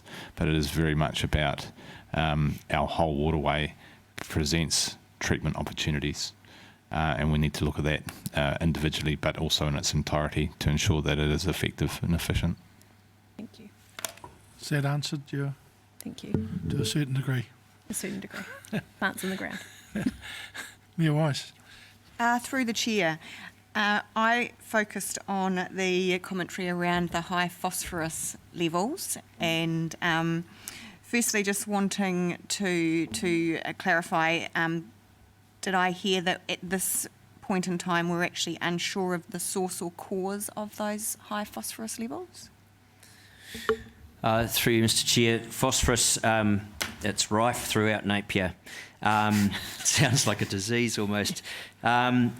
Basically, our understanding or our guesstimations at this point, because it's so widespread, is that it's due to the earthquake uplift, and all of those marine sediments and all of the shells and everything that was uplifted are still breaking down over time and producing phosphorus into the waterways that they drain into.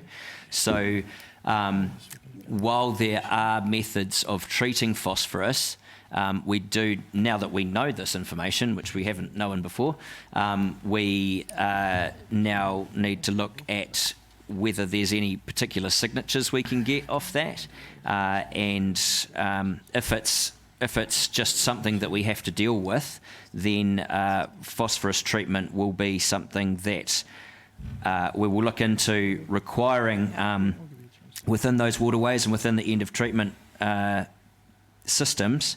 However, if the environment is assimilative to that level of phosphorus, and everything within those tributaries and the estuary has coped with that over all of these years since 1931, it may be something that we don't need to invest a huge amount of money in. So we've just got to find out where that balance lies right now by investigating that particular contaminant further. Okay, so at this point in time we're not concerned that there's some highly adverse effects on our waterways due to the high levels of phosphorus that we should be addressing urgently? Through you, Mr. Chair, I'll just carry on from that. The toxicity of phosphorus is for want of a better phrase, something that's sort of in our favour. It's not highly toxic in certain amounts. Those amounts are something that we need to investigate because, it is universally excessive in our waterways. And it's something that also Hawke's Bay Regional Council head marine scientists have kept an eye on in the Ahuri estuary itself and have found similar things. One thing that phosphorus can lead to in particular is the growth of algae in summer months, and that is probably our key concern at the moment. Obviously, growth of algae, it slows down the water flow, stops light getting into the water column itself, so that's probably our primary concern at this stage.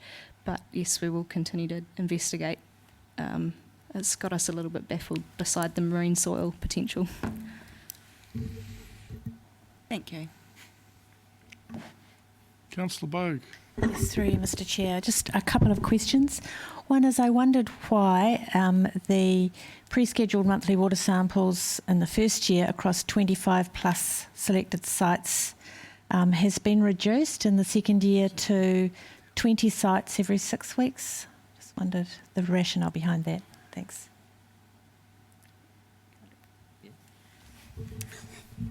Through you, Mr. Chair.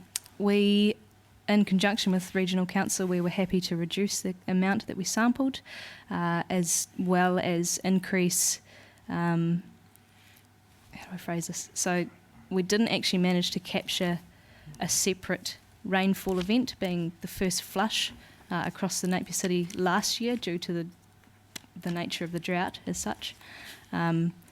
So the idea behind reducing the frequency is that we would increase the number of times we could manage to capture that first flush, and that's wishful thinking, hoping that there isn't a similar drought again this year. But that's the mentality, is that we will do everything we can to get out and capture that first flush of contaminants coming through the waterways themselves. The site reduction was generally just because we had enough information from those 20 sites that we've kept, and we felt we could drop a few sites just because they weren't adding much extra detail. Yeah. What do you think? And my second question, please, is concerning the collaboration with the Hawke's Bay Regional Council. I appreciate that they're financially in there with us.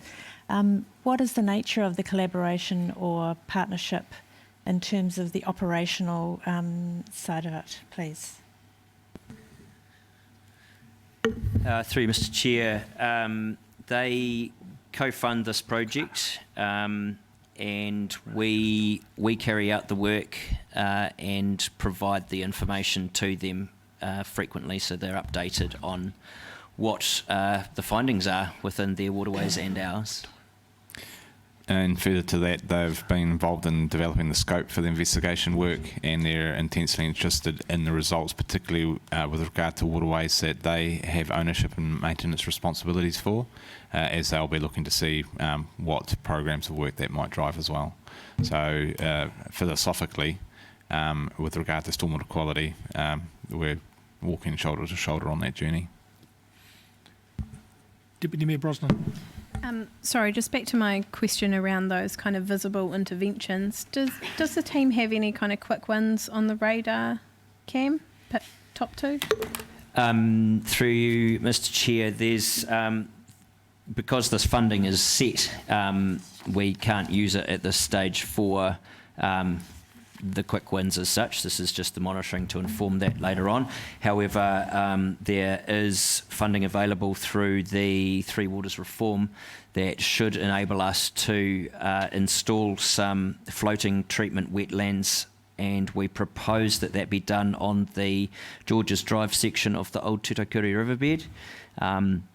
And that will provide other opportunities around information, and will link well with the cultural values assessment, which are currently being carried out, because the Old Tutakuri is very, very important culturally, and often not realised.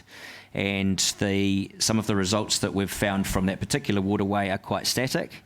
And we know there's a lot of nutrients within there that wetland species can pull out. So we are proposing that, early days, and we'll have to make sure that they are carried out in a way that doesn't restrict flow in the event of deluge again. Thank you. Thank you, Mr. Chair, through you. Awesome report. Just the question I have is around some of the indicators you've given to us with regards to the data that you've already managed to be able to capture. I'm aware that, for example, the estuary is a bit of a convoluted space legislatively, in that it's neither the ocean and nor the land and fresh water, and so it's sort of not covered by either. And your comments around us being the first to get a core sample of an estuary into the university, does that imply that as such we might be leading alongside Anna and HBRC, we might end up leading quite a bit of developing thought around estuary, their care, water flows, nutrient loads, etc., or am I reading too much into the fact that we might be the first to submit this sort of data? Too hard a question? Through you, Mr. Chair, we hope that that is the case, that we're stepping forward and creating New Zealand first in Little Old Napier. Fantastic. So my second question is, that's a great indicator, and it puts us in a good position when it comes to looking at some costly solutions later potentially. And my second question is around, it's sort of an overflow from the spills in the estuary, but also the work you're doing here. It's great that we're working with HBRC around these joint outcomes, but I'm conscious of Te Komiti o Te Whanga. I'm conscious of Guardians of the Estuary. I'm conscious of a number of community groups that would be very interested in this work as it progresses, rather than waiting till we put a solution in place. And do we have the ability, and are we currently communicating with these groups so that they are at least following the progression of the work or aware of the impacts of activity, etc., etc.? How are we doing with our community groups? Through you, Mr. Chair, we are doing that more frequently through this forum. Angie is here today to listen to this on behalf of the Estuary Protection Society. To be totally honest, we haven't had time to celebrate the good stuff. And that is one of the reasons for this forum, is to be able to report back on the things that we are doing so that they're publicly available, so that the presupposition that we're doing nothing is quashed. Thank you very much. Thank you. Oh, sure. Righto, we'll move on. Do I have a mover for this recommendation, please? Deputy Mayor Brosnan, seconded by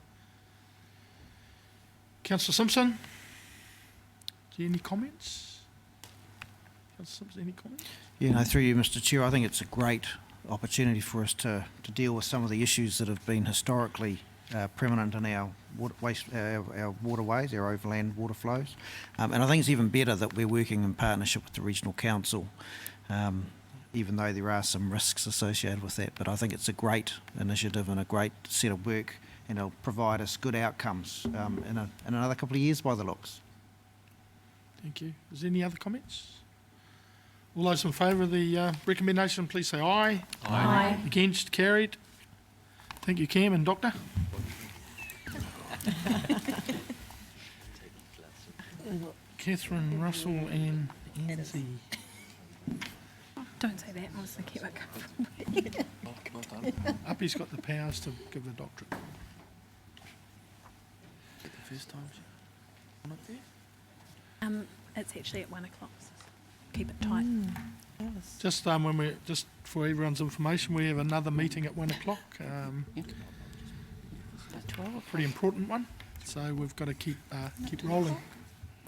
By that, I don't want anyone to think they haven't covered anything they want to cover. How's that for a cover-up? We can always adjourn if we need to. Yeah, Okay, but yeah. Dead right. So we can adjourn if we need to and come back.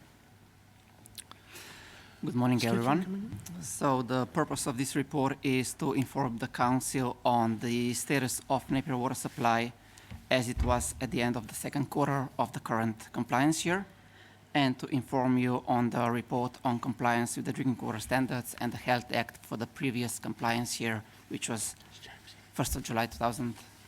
19 to 30th of June 2020.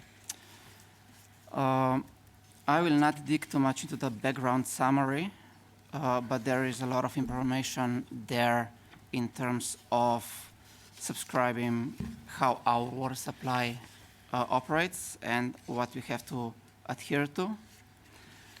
Reports such as this will be submitted and presented at Sustainable Napier Committee meetings as soon as possible after the end of each quarter, just to give you an update where we are and how things are going. If I touch base on the issues we had in the last quarter, so in quarter 2, over the last 6 months, actually, there have been a number of changes underway in both the water industry and the water team.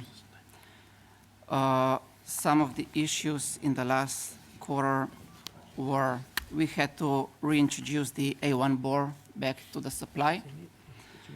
We've done that on 13th of October due to the increased demand. And for the first time now, for the first time ever, A1 water is pushed into the CBD area, Mareva and Napier South, and it's also feeding the hill, depending on the operations. So this change in operations contributed to increase of dirty water complaints in these areas. However, in total, the numbers are substantially lower compared to previous years. So we are talking about 80% decrease when you compare it to the last year, when we were like pushing into the green meadows on Ekawa, Pirimai areas. There was obviously a very significant event on 10th and 11th of November, which was the flooding. As a precaution, A1 and C1 bore were forced off. They were turned off between that event, just to reduce any risk of contamination during the flooding event. We've done a lot of monitoring during those 3 days. And basically, our teams were out there sampling the water reticulation continuously. So the depot took night shifts, and we did the day shifts. And we were like glad that the reticulation didn't show any signs of contamination occurring. So we were checking the chlorine levels and the turbidity levels, and just food for thought, if we haven't had chlorinated reticulation, we would not be able to see changes if there was any contamination getting through. So we wouldn't see any FAC decrease if there was like contamination getting through. So that was a good thing. Sorry, Mr. Chair. Could you just re-explain that last point for me, please? I didn't quite follow. Okay, so our reticulation, the whole supply is chlorinated, and we are monitoring the chlorine levels in the reticulation. During that event, we've done that continuously for 3 days. Even event of contamination, so contaminants getting into the water, those contaminants would react with the free available chlorine in the water, and we would see that happening on our results. Okay. We haven't seen that happen. So that means it was all good, and that was basically what allowed us to monitor the water. Thank you. And if I could just support those comments from Anzu, the heightened risk was due to the inundation of contaminated floodwaters potentially entering into the reticulation network. From the ground? Well, above ground. Above ground. Yeah. Sorry, I'd just add to that too. Yeah. If we did not have the chlorine in the system, the only way to monitor that would be through E. coli monitoring, and the sampling would have a 24-hour delay based on when it got to the lab. So the FAC monitoring gives you that instant notice of levels, so you know that there's something that has happened. So it's the time delay. So, yeah. And obviously it offers that protection too during those events. The next change in the supply was we have sourced another sodium hypochlorite supplier. So our chlorine that we're dosing now is New Zealand made in Mount Manganui, which has a lot of benefits, being fresher and contains higher chlorine levels. We have also secured additional 2,000-liter hypochlorite storage at the depot. We have updated our water safety plan to version 4.4, just to touch base on the main updates. So the risk tables have been reviewed, the implementation plan actions have been reviewed and added, and we have established internal audit program, amongst other things. In Q2, we have also closed out the implementation audit's non-conformance. All required evidence was presented to the drinking water assessor end of December, and that was accepted and closed out. Another big change coming up is the change in regulatory field. So Tomara ROI, which is going to be the new regulator from the 1st of July this year, has issued exposure drafts, which will, what they intend to do is, which will come in force on the 1st of July this year. So they have issued 4 of them, 4 different documents, but only the last 3 apply to us, which are operational compliance rules, standards and aesthetic values, and methodology to determine water supply population.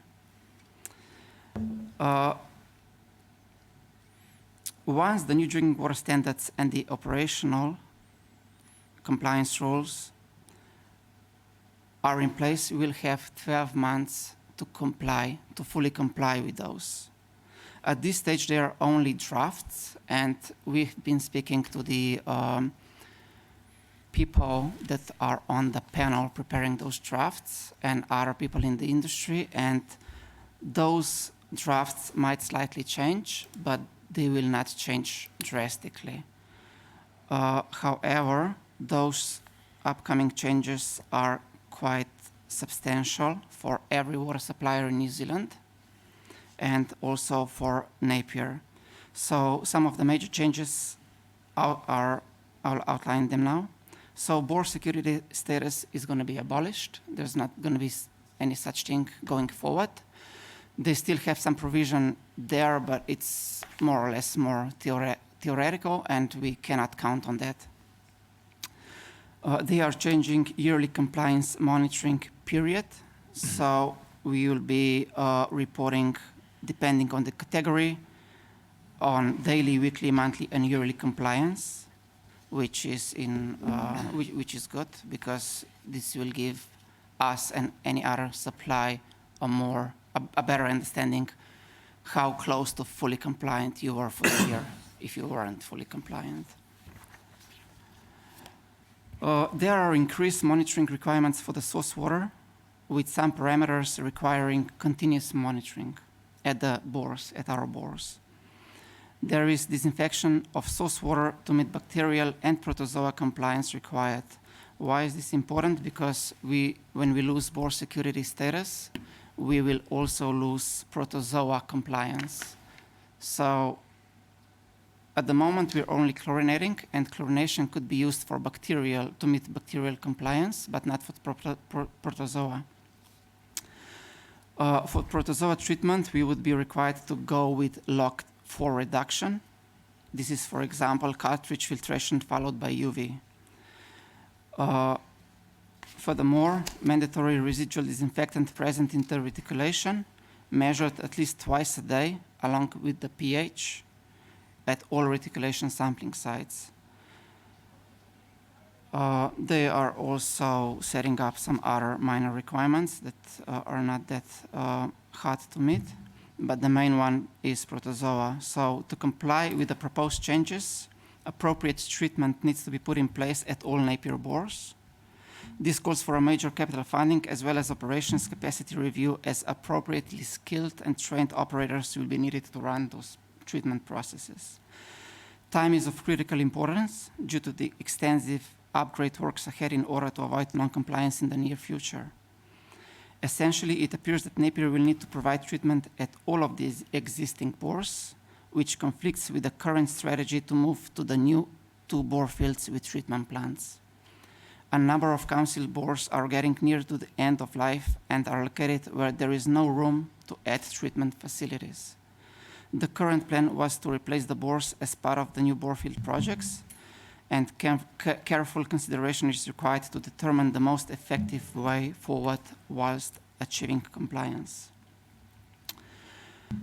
Tomara ROI is also changing how water suppliers will have to demonstrate compliance, and the duty now lies completely on water suppliers to demonstrate yearly compliance. So we're not gonna be visited once a year by the drinking water assessor as it was the practice till now. We'll have to do the majority of the stuff ourselves and collect all the evidence and audit ourselves and present the outcome to Tomara ROI.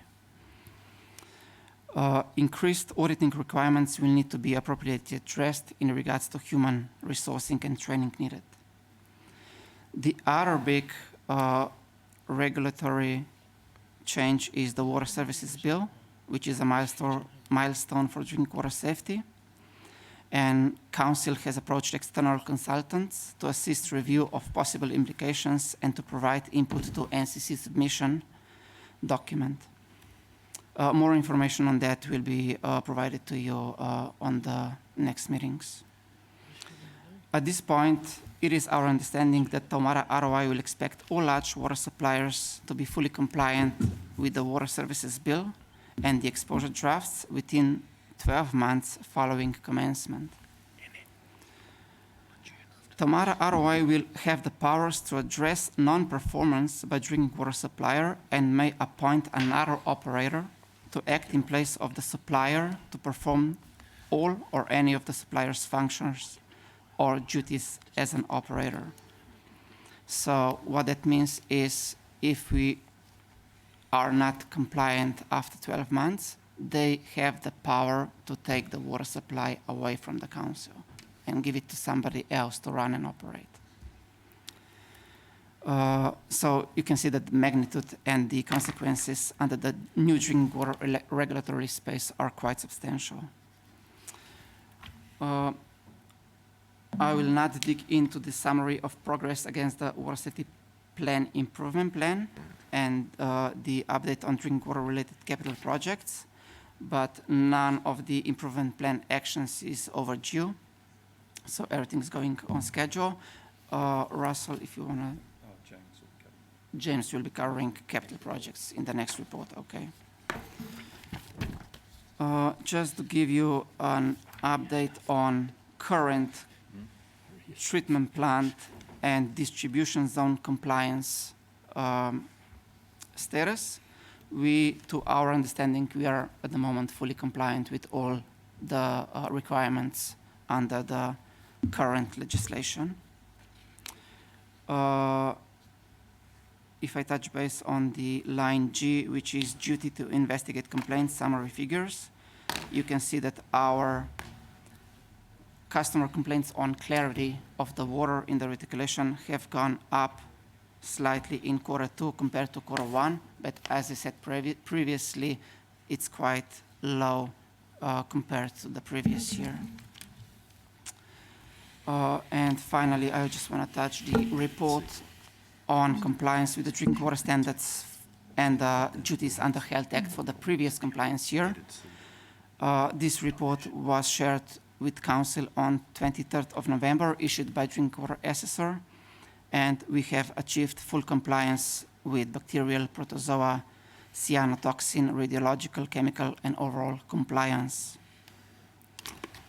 Happy to take any questions. Do we have any questions? Councillor McGrath. Yes, just through the chair. With the fact that secure bore status is going to be removed and we won't comply to the protozoa regulations, does that mean we have to change some of our timing on what we're going to do? Do we have to, sort of stop and go and put in the cartridge filters and whatever else is required faster than we had planned to? Yeah, through Mr. Chair. Yes, we've been reviewing the capital works program around that, and we're looking at what that will entail. The issue is how do we cover the provide that filtration and UV over the Taradale bores when they're split across all over the place at the moment. So we're looking at options where we might have to install something to provide that level of security and what that might look like. So that'll be looking at treatment for those sites. The Awatoto site, we're looking into that at the moment as well, with the A1 and A2 bore, as well as the manganese treatment that we're looking at, trying to remove that out of the system. So it has put a slightly different requirement on some of those projects, but we're working through that at the moment. So we don't believe that it is going to be a significant change in the budget, but we are looking at that. Yeah. And through the LTP process. Yeah, and when you speak of the Awatoto, potentially if you're going to do the protozoa side, you're going to do the manganese treatment at the same time, which could help speed up some of our water clarity issues as well. Correct. Yeah. Originally, the target was the water clarity and solving that as quickly as possible, and this has just added another requirement to the delivery of that project. Yeah. So. Thank you. Mayor Wise. Thank you. Through the chair, and following on from Councillor McGrath's comment that we are being expected to upgrade our bores with these UV filters within 12 months, I'd just like to make a statement that obviously one of our requirements under the Local Government Act is that we need to be financially prudent, and I would be very concerned that we're actually incurring cost and investing in assets that are at end of life simply because we've got this very tight compliance timeframe that's been put on us when our longer term planning was around replacement of bore fields. So I would like to know if we are intending to actually enter in a discussion around that and what our options might be.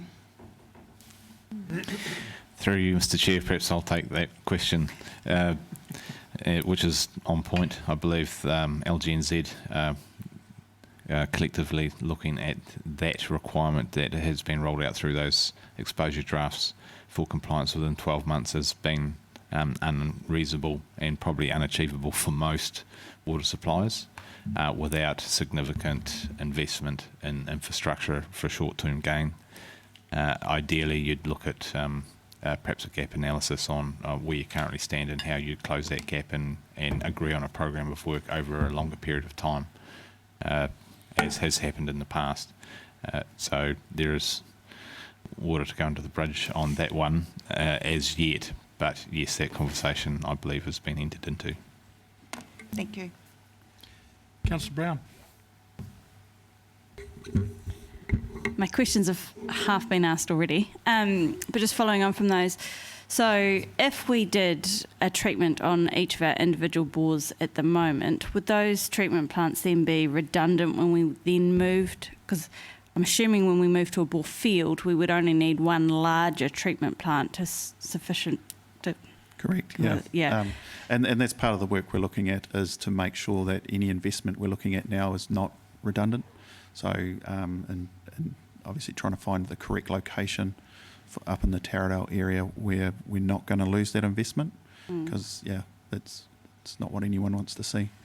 So no, that's correct. We just on the individual treatment on top of the bore heads, some of the bores are located in footpaths and sort of areas that we can't necessarily add to them, and just makes it problematic or unsafe for the general public and transportation. So that's why we're looking at where we can put a single treatment plant in those areas Thanks. Brosman? Couple of quick questions, thank you. In your understanding of the draft papers that are coming through, or that you've had an opportunity to talk to people about, is the requirement for a residual disinfectant still there if we are installing UV and filters to deal with protozoa? Are we still required to maintain a residual in the network? Through you, Mr. Chair. So thank you. That's a good question. Unfortunately, disinfectant residual in the reticulation is still mandatory and will be mandatory on 1st of July. So even if there are any unchlorinated water supplies in New Zealand at the moment, they will be, to our understanding, expected to have chlorination in place on 1st of July, and then ask Tomara ROI for the exemption to go chlorine-free if they can demonstrate that they are mitigating the risks.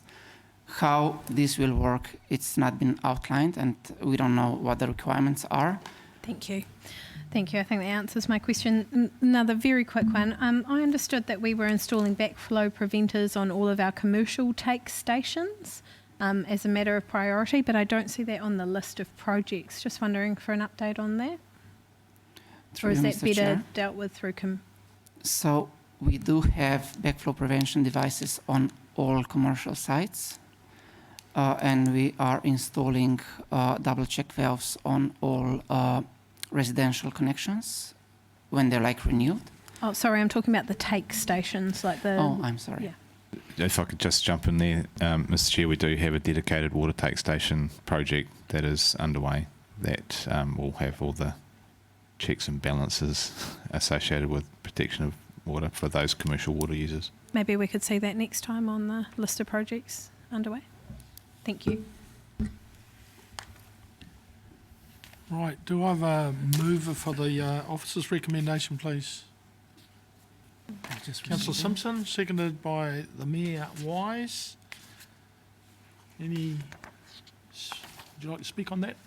Thank you, Please. through you, Mr. Chair. I'd just like to thank the staff for having the confidence to put to us a very comprehensive report, highlighting a number of things that we need to consider over a very short period of time, and appreciate that they are working in a dynamic space where the rules keep changing on them, and they are doing their best to keep up and keep us informed. And so I just want to congratulate the staff for their effort in doing so.